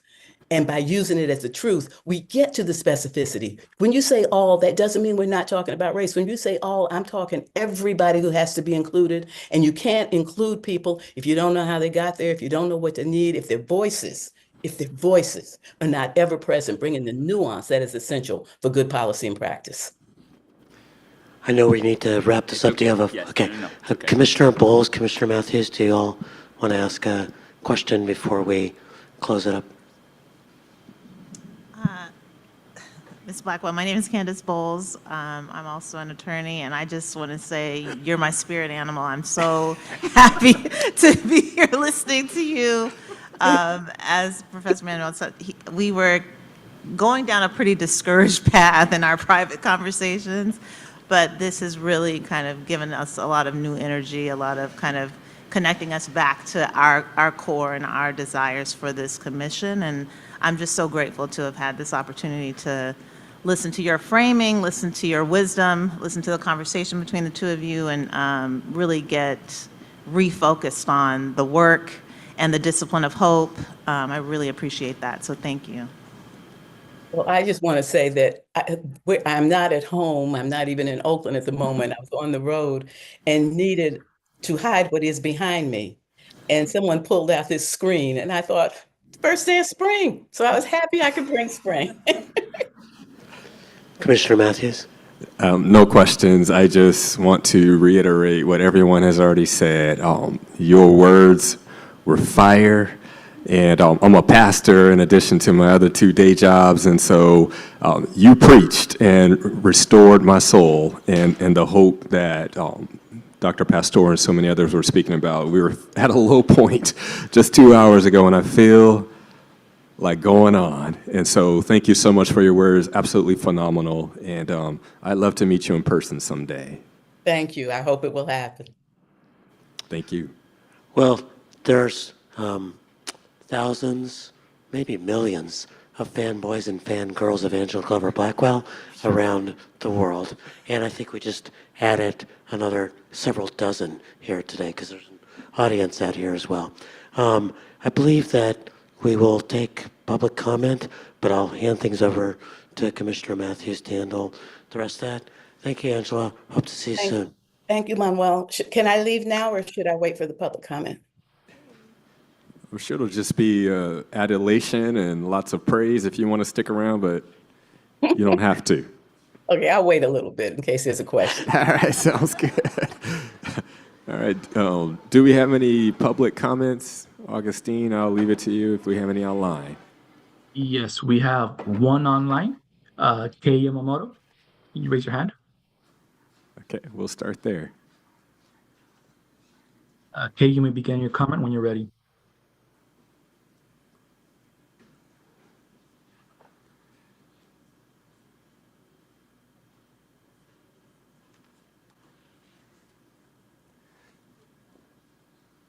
Okay, can you hear us? I saw you came off mute, but Sorry, can you hear me now? Loud and clear. Okay, great. I accidentally muted myself. Thank you. Yeah, I just wanted to first, again, thank you again to the commissioners and to Dr. Pastor and Ms. Blackwell for a really enlightening and inspiring conversation. We at the California Pan Ethnic Health Network want to second and support what Ms. Blackwell and what Commissioner Hendrick have said about a framework that can begin to do the work Californians need today to ensure everyone thrives. We know that state resources don't make it to communities the same way, and we need to ensure the framework accounts for getting resources to the communities where folks are being left behind. In particular, we'd like to second the point about data and the need for disaggregated data, the need for broad data collection. Even in the great city of Oakland, where I'm speaking from right now, we know that the current way the data is collected, you don't see the inequities even among different neighborhoods. And the needs are different, the solutions are different. And we've heard that from our work with partners throughout the state and every region of California. So we really would like to second the critical piece that collecting accurate data that's really representative of all communities, that to concretize and qualify what people are experiencing so that we can translate that into policy that addresses the needs and desires of Californians. Thank you so much. Thank you. We have received an additional online public comment, and it's Maria Barakat. Maria, can you raise your hand, please? Thank you. You may begin your public comment when you're ready. Hi, everyone. My name is Maria Barakat. I use they, she pronouns. I am the program manager for transformative racial equity at Greenlining and a fangirl of Angela Glover Blackwell and a Goldman alum. I just wanted to thank you all so much for your presence today and for your comments, Ms. Blackwell. I also wanted to just highlight the rich conversation that the Framework Subcommittee had this morning with Stephen Menendian. And I think that really sets a really powerful foundation for the moment that we're in and the moments that we're moving towards in the coming year and 4 years.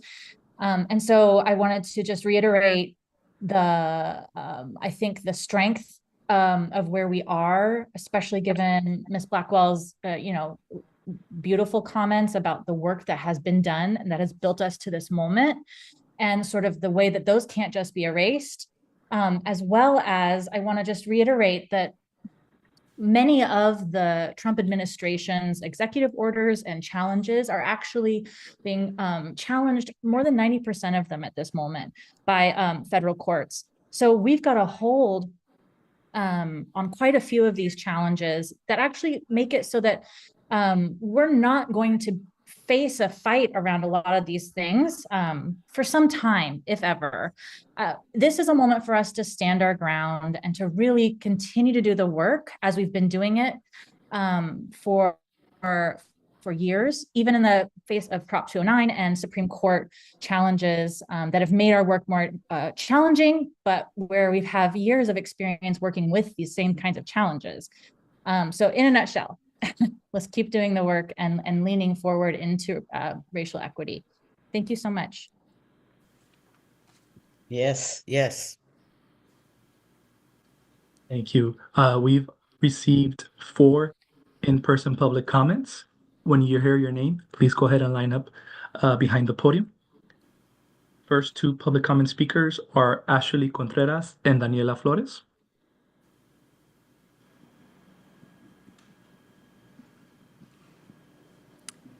Hi, thank you. This is Ashley Contreras, and I want to thank you for bringing us the access to these brilliant and experienced minds, and for listening to Angela. One of the things that resonated the most is when she said that all to reach fullest potential, and the data will prove who is not there. And the other thing was making changes that will be undeniably benefit everyone.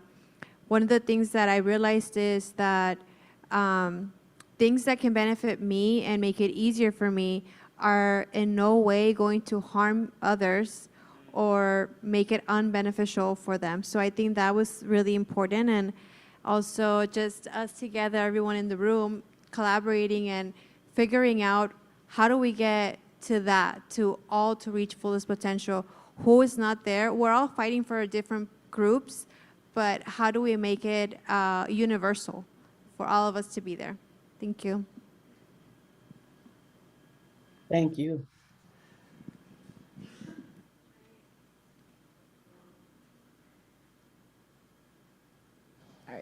Hi, good afternoon, everyone. My name is Daniela Flores. I'm one of the co-founders for Imperial Valley Equity and Justice. And similar to this commission, we were born out of the pandemic. I am really grateful for this fireside chat and Ms. Blackwell. I think the piece that is also giving me hope and strength and like helped me, get back up after this election was looking at the history that we have been through these dark times and we will get through these as well. So appreciating that. I think one thing that I was just thinking about as it relates to data and like what was going on during the pandemic was, the hesitancy to collect data about occupational data about the spread. I remember that we brought this to the County of Public Health, in their intake forms when they're doing testing to start collecting occupational data. And that was an indicator that was so controversial. And I think there were only a couple counties, I think Santa Cruz and maybe another county was able to successfully implement occupational data. But I think it is because, corporations like lobby enough to make sure that we don't collect that, so there isn't that level of accountability at like a public level, right? Like where that data is public and publicly accessible. So it just reminded me of the importance of champions that are equity, bringing equity and data. And I do hope that, in that moment, I really wished we had that and implemented, just being able to track the occupations where the spread was happening the most. And so it just made me think of the importance of us that are able to look at data, identify gaps that hide some of those disparities. And so, but yeah, thank you. And I'm a super fan of the race counts. And I've been looking at these data dashboards before I even knew really who was behind those. So just also fangirling here a little bit. So thank you.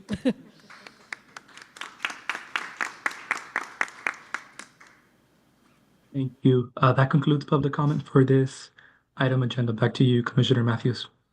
All right, thank you so much. And thank you again. Before we take a recess of 10 minutes, thank you again, Angela.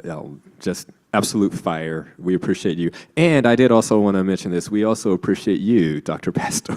You did a great job moderating that fireside chat, and we appreciate you as well. Let's give her a round of applause, and we will take a 10-minute break. Thank you. We'll take a 10-minute recess, and then we will be back at 3:53.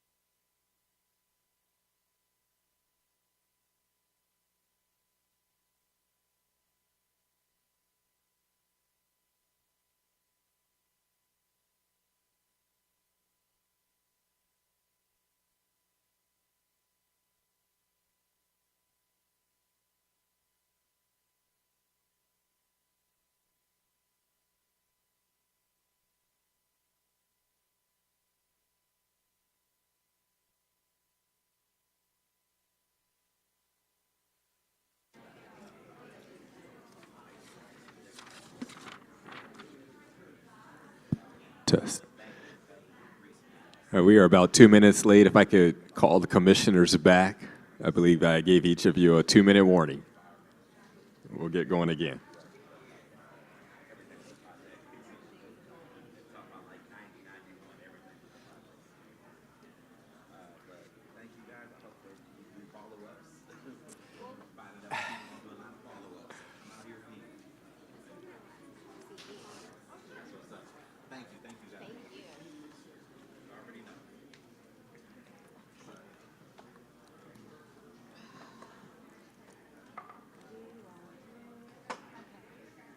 And we're going to go back to the public comment.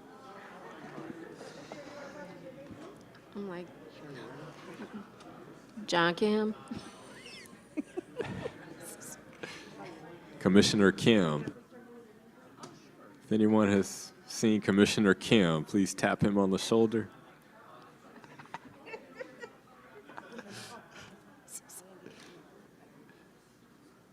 Fantastic. We will call the commission meeting back to order at 3:57 p.m. And we were made aware during the break that we did miss a couple of public comments before going to recess. And so we will immediately move forward to those public comments. They were both online. Augustine, I'll turn it over to you.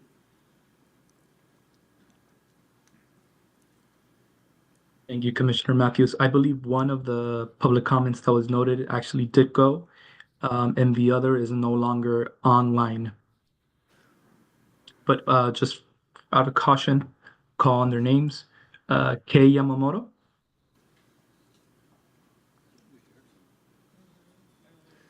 Thank you. I believe we heard from You heard from Kei person Yamamoto. earlier. Yes, you were able to submit public comment on item number 4, right? Yes. And the other person is Eric Payne. Okay. All right, well, thank you so much. We will move forward if they're no longer on hold and waiting to make that public comment. All right, so we will move forward to item number 6, the Executive Director's report. Executive Director Dr. Estes, similar to agenda item number 3, we will receive her report and hold discussion, take public comment, and then table our action item to the next commission meeting because we do not have a quorum here in the room. Dr. Estes. Thank you, Commissioner Matthews. And my director's report will be posted online shortly after this meeting. There is, and will stand as is, there is one item that I do want to bring the commission's attention to, not for necessarily discussion today, but rather something to think about over the next few months until we reconvene. And if I can get the slide with the proposed model for transformation. Next slide, please. We presented this model at our December 19th meeting, and based on additional feedback that we received from you all, made some adjustments to the model and have presented it in front of you today. There are 3 key questions that I want to leave with the commission. Again, not to be discussed or answered today, but really for you all to sit with. One, the bottom, the values. How do we define these values? That's something I think we need to think about. The values around advancing equity and racial justice, inclusion and belonging, prevent and address historical wrongs. We have them, and I think some of the conversation today about we've said words, but what do we really mean behind those words? How are we saying things in plain and simple language? So that's one question, and we'll make sure that you all receive these questions as well separately. The second question, and this was a big part of the discussion on December 19th, is how does the commission intend to shift power to communities within its scope? As we've shared, this is a public advisory body. However, there's this important need to think about shifting power to community and what does that look like. So thinking about how we would define that and what is within our scope versus how does the commission visualize what it could look like after the implementation of a racial equity framework. And finally, a third kind of question, again, we'll provide these after the meeting, but what mechanisms should be put into place for the commission to measure and evaluate progress of the framework implementation, as well as hold ourselves accountable to the values that we've laid out here before? So here are the key questions. They are on the screen. I leave these with you for just consideration and thought. And we can have a more, and the plan is in our June meeting, when the commission reconvenes and we do have a quorum, to have a lot more of a robust conversation around the things that we've heard over the last year and a half by that time. What are the committees feeling that their priorities are? What are some of the action items that we need to move forward in terms of research, and really getting to that space of impact, accountable, what can we measure, and what can we act on? And I think we heard the charge from Angela Glover-Blackwell about the importance of being bold and going for it. And so I'm here to serve and here to support and here to work with you all in figuring that out, but we will definitely shift into more robust conversation. And with that, I conclude my report. All right, thank you so much, Dr. Estes. We will certainly take these questions and reflect on them and be ready to speak to them in June. Any comments, questions, reflections, discussion from the commission before we take public comment?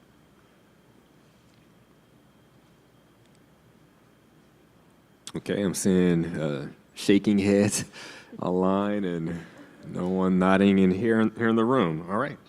We will move forward with public comments. Do we have any public comments on agenda item number 6? Thank you, Commissioner Matthews. We don't have any online public comments. Just as a reminder, you may submit a virtual public comment card by visiting racialequity.lci.ca.gov/meetings and completing the public comment form linked on there. Do we have any in-person public comments? We do not.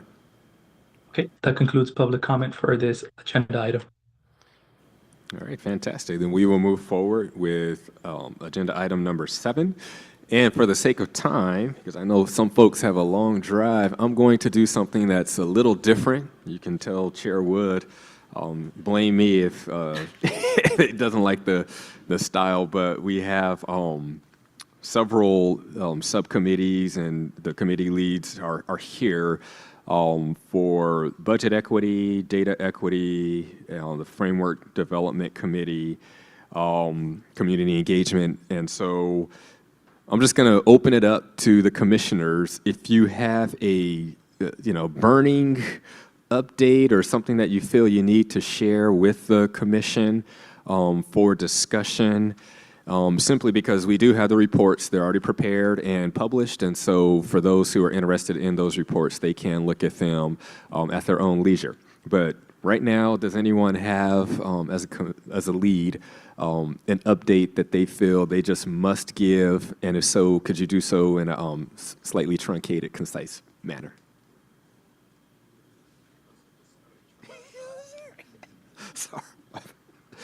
Gabe, sounds like you do. All right, fantastic. Well, just for the purposes of the public being able to hear what we're working on, the Budget Equity Committee met on February 20th, and I just wanted to highlight that we really did come up with what we think to be our 4 key elements for recommendations for the state budget equity framework. And I know I heard a couple of people here mention that as a priority. So for us at our meetings, we came up with prioritization, meaning that the community, the public, needs to have a meaningful and substantive role in the prioritization setting of the state budget.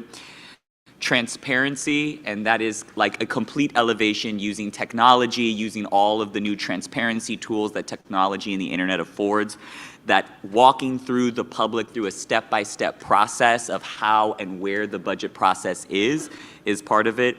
Input, that there needs to be a direct correlation from the input of citizens directly into the priorities of the state budget. And then lastly, which I know is mine and everyone here's favorite word, is accountability, and really hard metric accountabilities for non-adherence or non-investment in an equity framework in the state budget process. So I was just really proud of my fellow commissioners for us coming up with those 4 points. And those are great. Excellent. Thank you so much for sharing. Any other leads who would like to share urgent updates from their subcommittees? Dr. Pastor?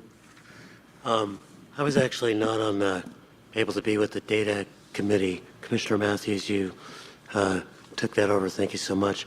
But one of the things I did want to highlight from the report, and thanks for y'all for doing this, are just 2 things. One is the idea of partnerships with academic institutions around data development. And then the second, which I think really speaks to a lot of what we're talking about today, is train the trainer curriculum so that it becomes easier for people within the state to do this kind of data tracking rather than making it just one more burden without any aid to people to actually take on the work. Thank you so much, Commissioner Pastor.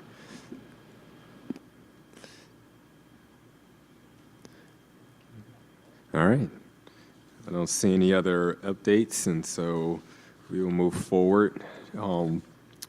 Any public comment on agenda item number 7?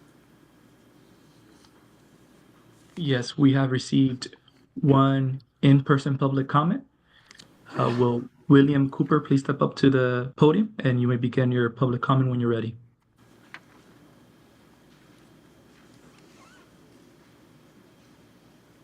My public comment was actually intended for Ms. Backwell, but since I'm up here, my final comment will be for the defenders of the status quo. You don't have to be a racist to perpetuate racist systems or racist stereotypes. That's what we fight against today. It's a bunch of people that claim themselves individually as good people, but you work every day to keep the same system in place that has impoverished and disparaged everybody else in America, specifically in California. So when you're making these decisions in the future, just consider that these rules that everybody's fighting so hard to hold on to were not meant to be inclusive. They were made for a different set of people in a different time. They're not relevant to what's happening today. Thank you. Thank you so much for your comments. You can clap, that's okay. Keep that same energy all day. I know it's not as many people, but that's all right. Excellent. Any other comments online before we move on, Augustine? That concludes public comment for this item. All right, fantastic.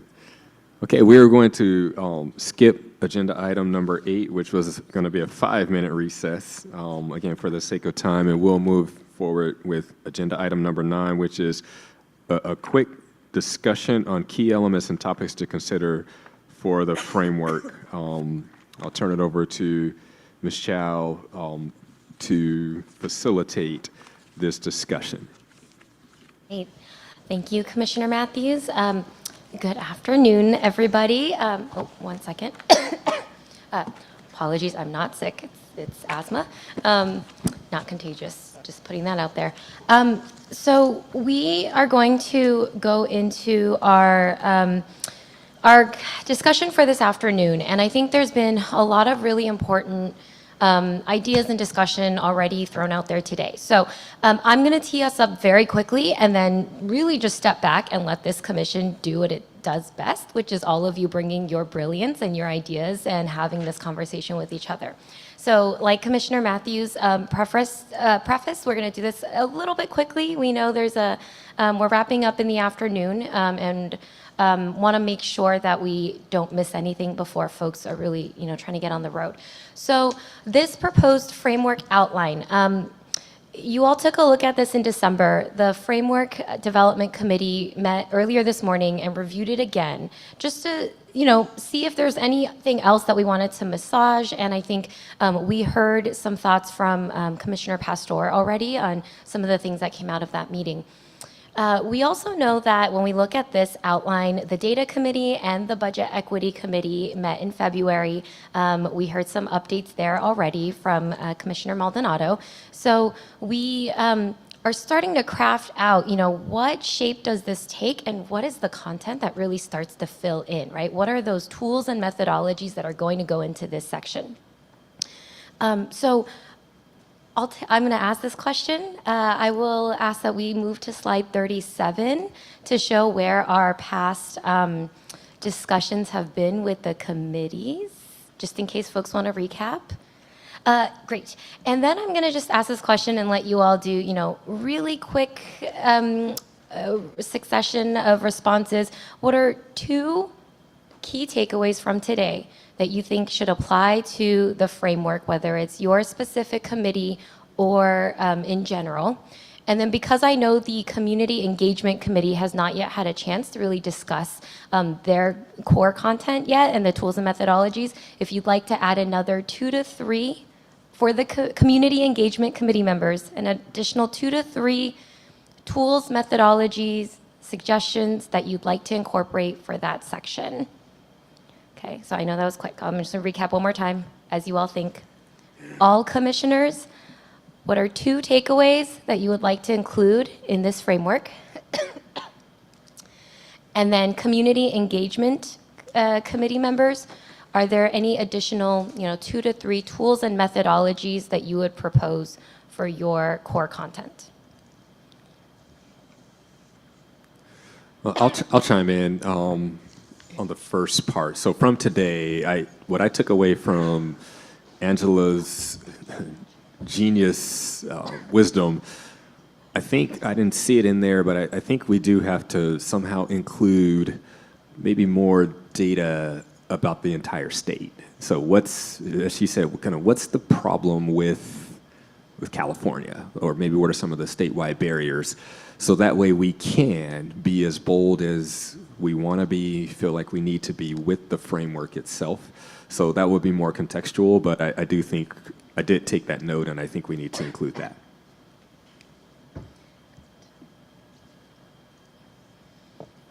I would personally like to really focus on geographic equity as an approach for methodology. And then I really like the idea of what Angela mentioned earlier about using data, overlaying geography to identify disparities within those geographies. So if there is a way to overlay a geographic equity map by region and then within that look at special groups or populations that may be within disparity, that would be an approach I would like to take.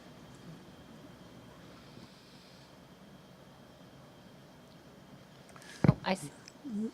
Jolie, I see your hand up, Commissioner. Oh, thank you. No, I just wanted to second and echo the comments that were just made by Commissioner Maldonado on on looking at geographic data.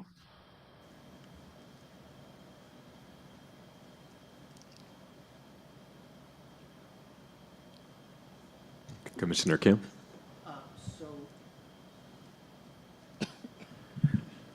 So given the time frame, the thing that I keep pondering is, are we going to describe a plan to build tools, or are we going to actually build some tools in the framework? Obviously, given the extraordinary circumstances we're in and the amount of exacerbation of the disparities that are going to happen, given changes that might happen to our tax code or to the budget or what have you, there's some interest that I have to see, is there a way for us, for example, under budget equity, we talk about a database tool development framework versus, are we going to just write up what a database will look like, or are we going to actually build it? Are we going to discuss or sort of lay out and describe what a methodology for equitable budget distribution could look like, or are we going to actually build it? So that's a critical question I have in my mind. And wherever possible, I do think that this first framework and report is going to be a critical moment for this commission and frankly judged by the different departments in the administration, other commissions, and other community stakeholders. And so the more real stuff we can have in there, as opposed to describing what we want for the future, would be helpful. I also would note that we've been receiving some really great content about very concrete examples of jurisdictions implementing equity through the landscape survey and the analysis, and actually hearing directly from practitioners about where their challenges are, whether it's the State of Equity report or the Vital Research report, and as best as possible, in the possibility labs, they also put that there, as much as possible to put those right into the report, into the framework. And that might be, in each of the sections where they apply, or in the implementation section, because I'm sure there will be an implementation section. Either, in each arena, what is a concrete example, and then what are practitioners saying about those things? And then just kind of, I think maybe under the budget equity component and the implementation one, really lifting up the priority around direct partnerships with CBOs, I think would be absolutely critical for us to lift up. We are about to enter, I think, some pretty intensive budget austerity, and there are critical return on investments that you can get by partnering directly with CBOs that you can't get in other forms. State dollars can leverage philanthropic, private donors, community volunteers, and community goodwill. So the idea that we can lift up, not only because it's good ROI, but also because it's a part of the equity that we want to build, is direct engagement and partnership with CBOs. Again, whether that's in the budget equity or maybe the implementation one, but those are some other elements I'd throw in. Thank you, Commissioner Kim. I do just want to acknowledge staff have been doing research kind of in the background. And one of the things that we are thinking about is the items in the reports that we've been kind of receiving over time and discussing within these meetings. Those are definitely elements that will be included as part of the framework. I think figuring out how do you give state agencies and departments something that is in plain language and concrete, and then backing it up with that type of content that has a little bit more depth and detail. So all those elements we're really trying to pull together. And I think one thing in this conversation this gives me is, what are the additional areas that we might need to pull a little bit more research on, find those communities that are already doing the good work. I mean, listening to Angela and hearing, find what works, how do you then scale it? And being able to have the data then behind it.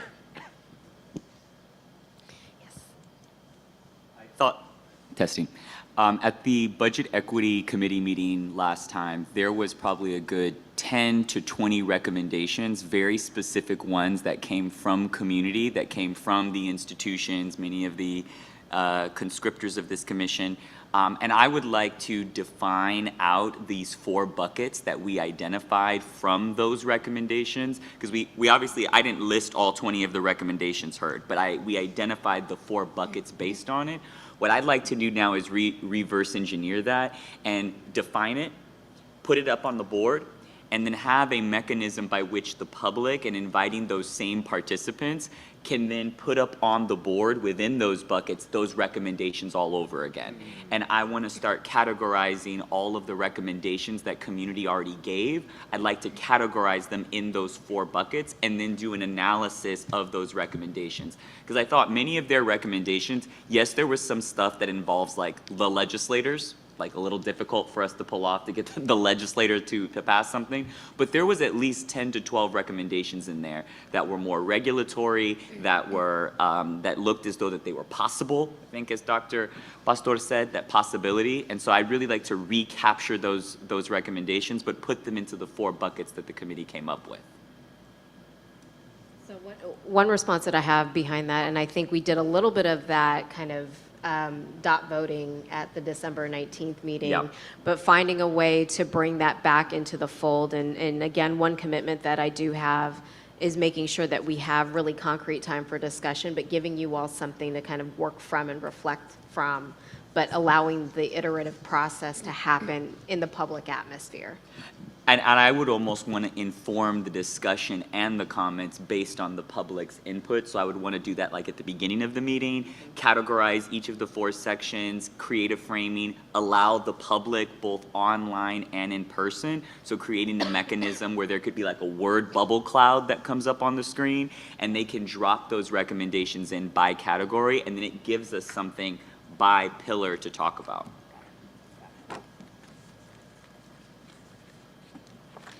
Yeah, and I'll just make a quick note here as commissioners think about anything else they want to add. For folks who are joining us today, I know we have some folks who are in the room for the first time. What commissioners are referring to is a lot of the previous work and discussion that's been taking place over the course of the past year.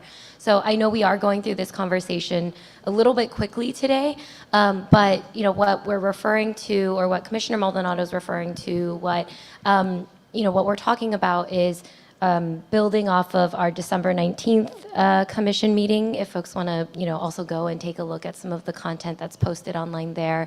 We're talking about other committee meetings and other past recommendations. So I'm hearing some things, we've kind of had multiple iterations of these conversations, but what I'm hearing today is really this emphasis on the intersection of data and geography, really calling that out. I'm hearing some questions to continue exploring around tools, whether we're kind of planning the tool or building the tool itself, and almost the ownership and where that meets implementation. Building on past learnings and folks and orgs all around the organizations all around the country, and especially in California, who have been doing this work and doing it successfully, and then more community engagement as we continue to build this out. Anything else? Yeah. I did want to make sure we went back to our online commissioners. Commissioner Hedrick, anything that you would like to share? No, not right this minute. Okay. So, how about no, I had a couple of things I wanted to share as well, just from the Community Engagement Committee. So we have not landed on 4 buckets yet. We've gotten a lot of recommendations from community as well about how we might approach that. But I do think there are a couple of things that we might want to start thinking about as we are developing the framework as priorities. And so one is really to institutionalize how we do community engagement as a state. I like to think that we have been doing it well as a commission. So it could look like a lot of different ways. California Jobs First also had a process that they established. We could borrow some best practices for that, but it's very similar. But essentially, the thrust of it is you require state departments to meet the community where they are through roundtables, listening sessions, et cetera, in partnership with trusted messengers, which should, I believe, must include CBOs. Also must have language accessibility. We've done that well. I think this is the first time in my career that I've seen a state entity do that effectively. That's got to be part of it. And then also make sure we keep in mind cultural sensitivities. Another area is this is an equitable strategy, and I think that's why we've been successful. You've got to do it outside of normal business hours. And so that means whether you find time in the evenings or during lunches or whatever, where people can actually get there, that are part of the communities that we are serving and wanting to listen to. But then that means we've got to change how we do some of the address some of the anchors or barriers that don't allow folks to participate in these discretionary opportunities, things like childcare, food. I know that right now there are barriers to paying for those things, and so we may have to change the state constitution in order to actually allow for food to be provided without having to go raise money from folks who may not even be at the event, to pay for childcare, and whatever else might be necessary to actually host these events, including things like folks who are hosting, they might not necessarily be allowed to have flexible hours or do overtime, things like that. And so we've got to think about how we institutionalize all of that so we can listen wherever we go. And I think that's something that's got to be part of the framework as well.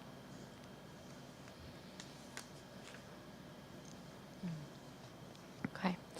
Thank you for those thoughts. Commissioner Matthews, I know a lot to capture there with community engagement. Commissioner Bowles, did you want to add?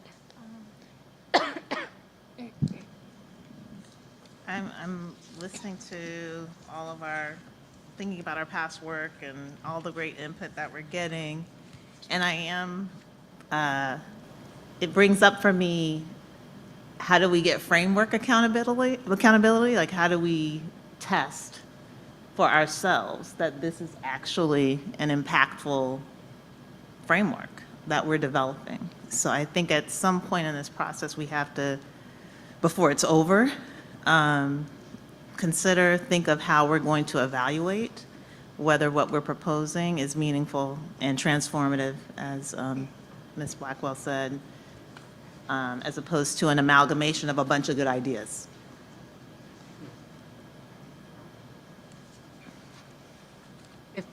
If I could respond to that, I'll share that we are in the process of exploring ways to evaluate the framework and looking at internal and external funding strategies to support that, because evaluations do come costly, and wanting to make sure that we're building not only metrics for the evaluation of the framework, but also for agencies and departments or entities that are using the content within the framework to be able to start looking at what are the metrics and measurements they should be looking at, which is slightly different. And so those are definitely on our radar, and trying to bring it in this kind of period of thinking and iteration, so that we're thinking about it as we work towards the final product and continue that conversation, the iteration after the product.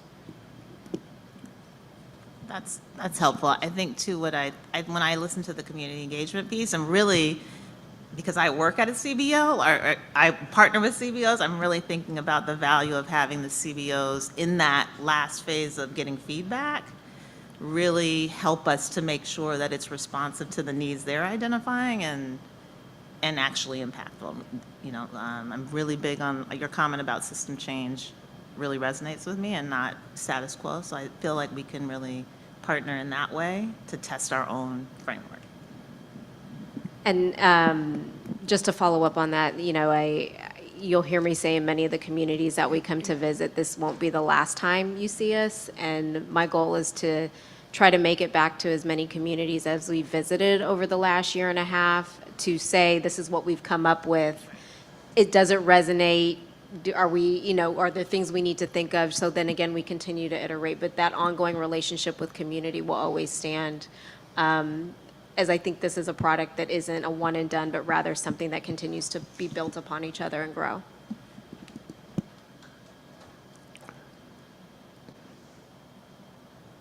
All right, any other, oh, good, Dr. Pastor.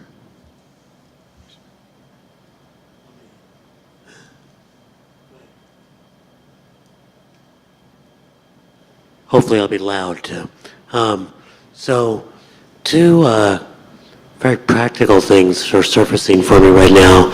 I suppose they fit in here. If they don't, I don't really care. But one is that I still think it would be good, and I can work with Dr. Estes on this, to see whether or not there's a graduate public policy class that wants to take on the final leg of this report as a class project. Could be very interesting to people. I think we had some utility with the 4 graduate students who presented in December, but it wasn't the same thing as them taking on a particular project. And I just think both Price at USC, Luskin at UCLA, I think it's Goldman at Berkeley. We you know, by the way, Angela Clever Blackwell is there. So let's see whether or not we can persuade a class that can help take this and help us bring it to the end. The second thing, and I'm struck just by the fantastic community meeting we had last night, And then this is a very good meeting too. But the rules we have for public meetings make it such that it's hard for people to talk for more than 2 minutes, to really tell their stories, for us to really listen, etc. And I think one of the recommendations this committee could make in terms of methodology is loosen up on these rules so you can actually listen to people. Because I know there's a reason why these rules are in place, so that we're not hijacked by lobbyists and, you know, that everything is above board. But it actually also gets in the way of authentic participation. And so what can we recommend? That's a process thing that can allow community voice to really move forward in the future. Fantastic. Any other comments from commissioners? Okay, seeing none, I'm just going to close us out and then take it back or pass it back over to Commissioner Matthews. I think, I know we've had multiple different forms of these conversations, and something that strikes me every time is it takes on a little bit of a different flavor depending on the conversation that we're having that day, just what's top of mind for folks. And something that I really appreciate is, I think last time or prior meetings in February, for example, we heard a lot around accessibility, and that continues to be a thread here, like accessibility of data, making the budget information accessible. And I think what I'm hearing today is threads around like how do we do really deep learning through data? How do we continue to bring in more partnership, more community voice into these conversations? And so just want to kind of elevate that up, because I think as we're piecing this together, or as staff are thinking about the outline between now and June, you know, those are all elements that will go in. So just want to leave us with that, you know, even if there are other things that weren't discussed today, like we're going to continue to weave those things in. And, you know, I'm sure there's more to come on that. So appreciate folks for sort of engaging with this, trying to get us to a little bit more structure and narrowing in, but still remaining flexible and knowing that we're going to continue to build. All right, thank you so much. We can give her a round of applause. We appreciate you facilitating the discussion. Agenda item 9. Before we move forward, we won't take a vote today because we do not have a quorum. Are there any public comments? Yes, we've received 2 online public comments and 1 in-person public comments. We'll go ahead and get started with in-person public comments, followed by online. For in-person, will Aiden Lin Tostado please step to the podium, and you may begin your public comment when you're ready.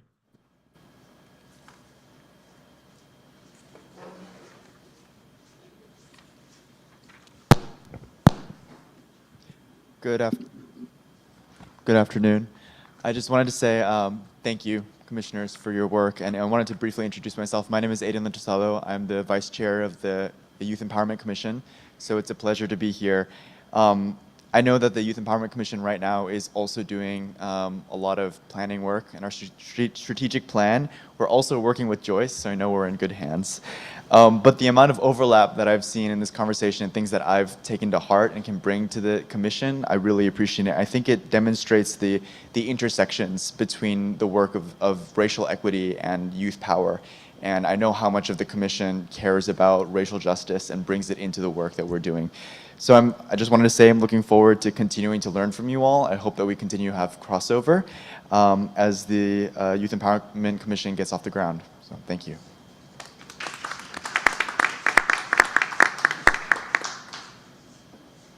Thank you. For our online public commenters, when I call on your name, please raise your hand so you can be unmuted. First online public commenter is Alejandra Ponce de Leon. Alejandra, you may begin whenever you're ready.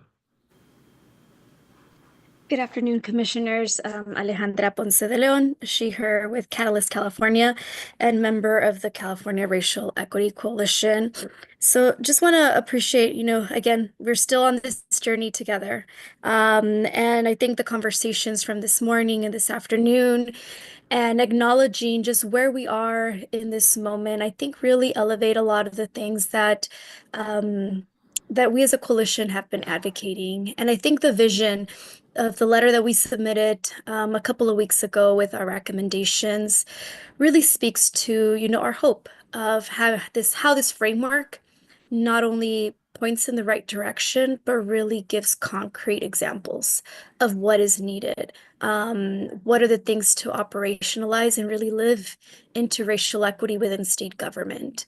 Over these last several months, not only our coalition, but just so many other stakeholders have submitted, examples, recommendations, data, that we have so many tools out there.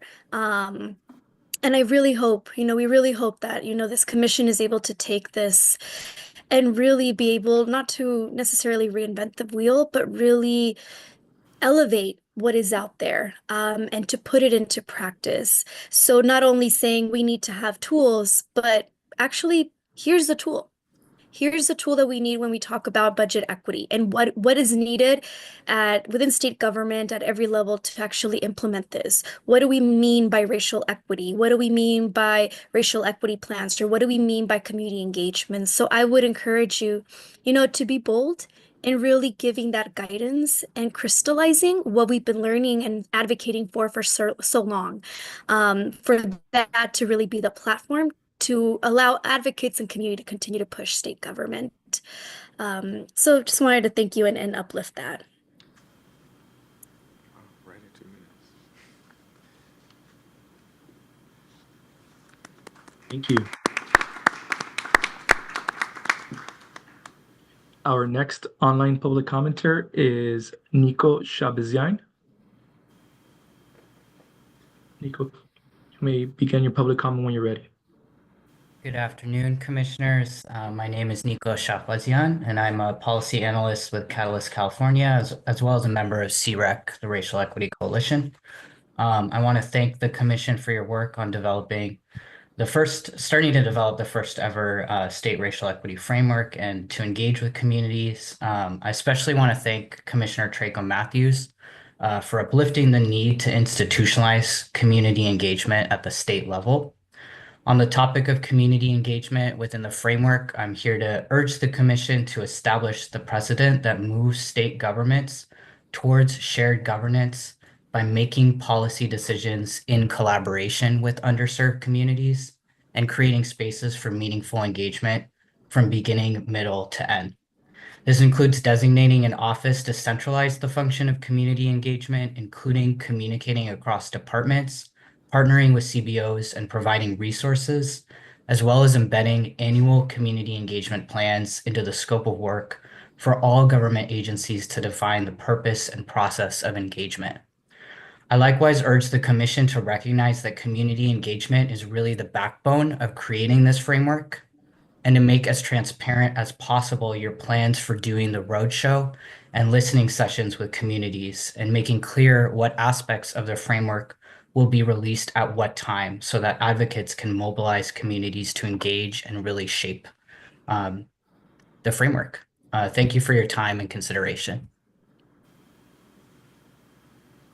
Thank you.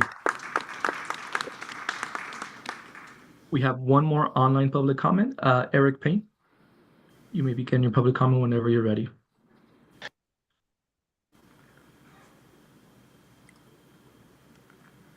Valley Urban Institute in Fresno, California, and we serve 7 counties across the Central Valley. And I just really wanted to uplift, as you all digest this document, that you be overly prescriptive in the directives that you provide the jurisdictions. It's been our experience here in the Central Valley that there is a deafening presence from some of our leaders through, Black erasure or silencing of farm worker communities, or turning a blind eye to the needs of our LGBTQ plus serving organizations that are on the verge of bankruptcy because there is such disinvestment. And also, going deeper with the municipalities to ensure that we don't experience same behavior that we saw during COVID-19 and emergency responses, where there was a lot of discretion through the budget process that was allowed. And if you, just to remind some of you all, Fresno County ranked last on its DEI approach, our DEI efforts to meet the needs of some of those most vulnerable communities through vaccination during COVID, which presented a really challenging experience for communities of color in the Central Valley. And I will just close with this.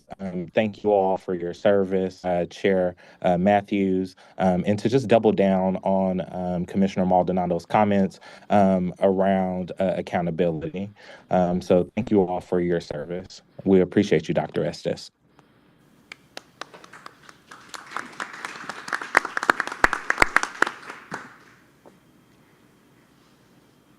Thank you. That concludes public comment for this agenda item.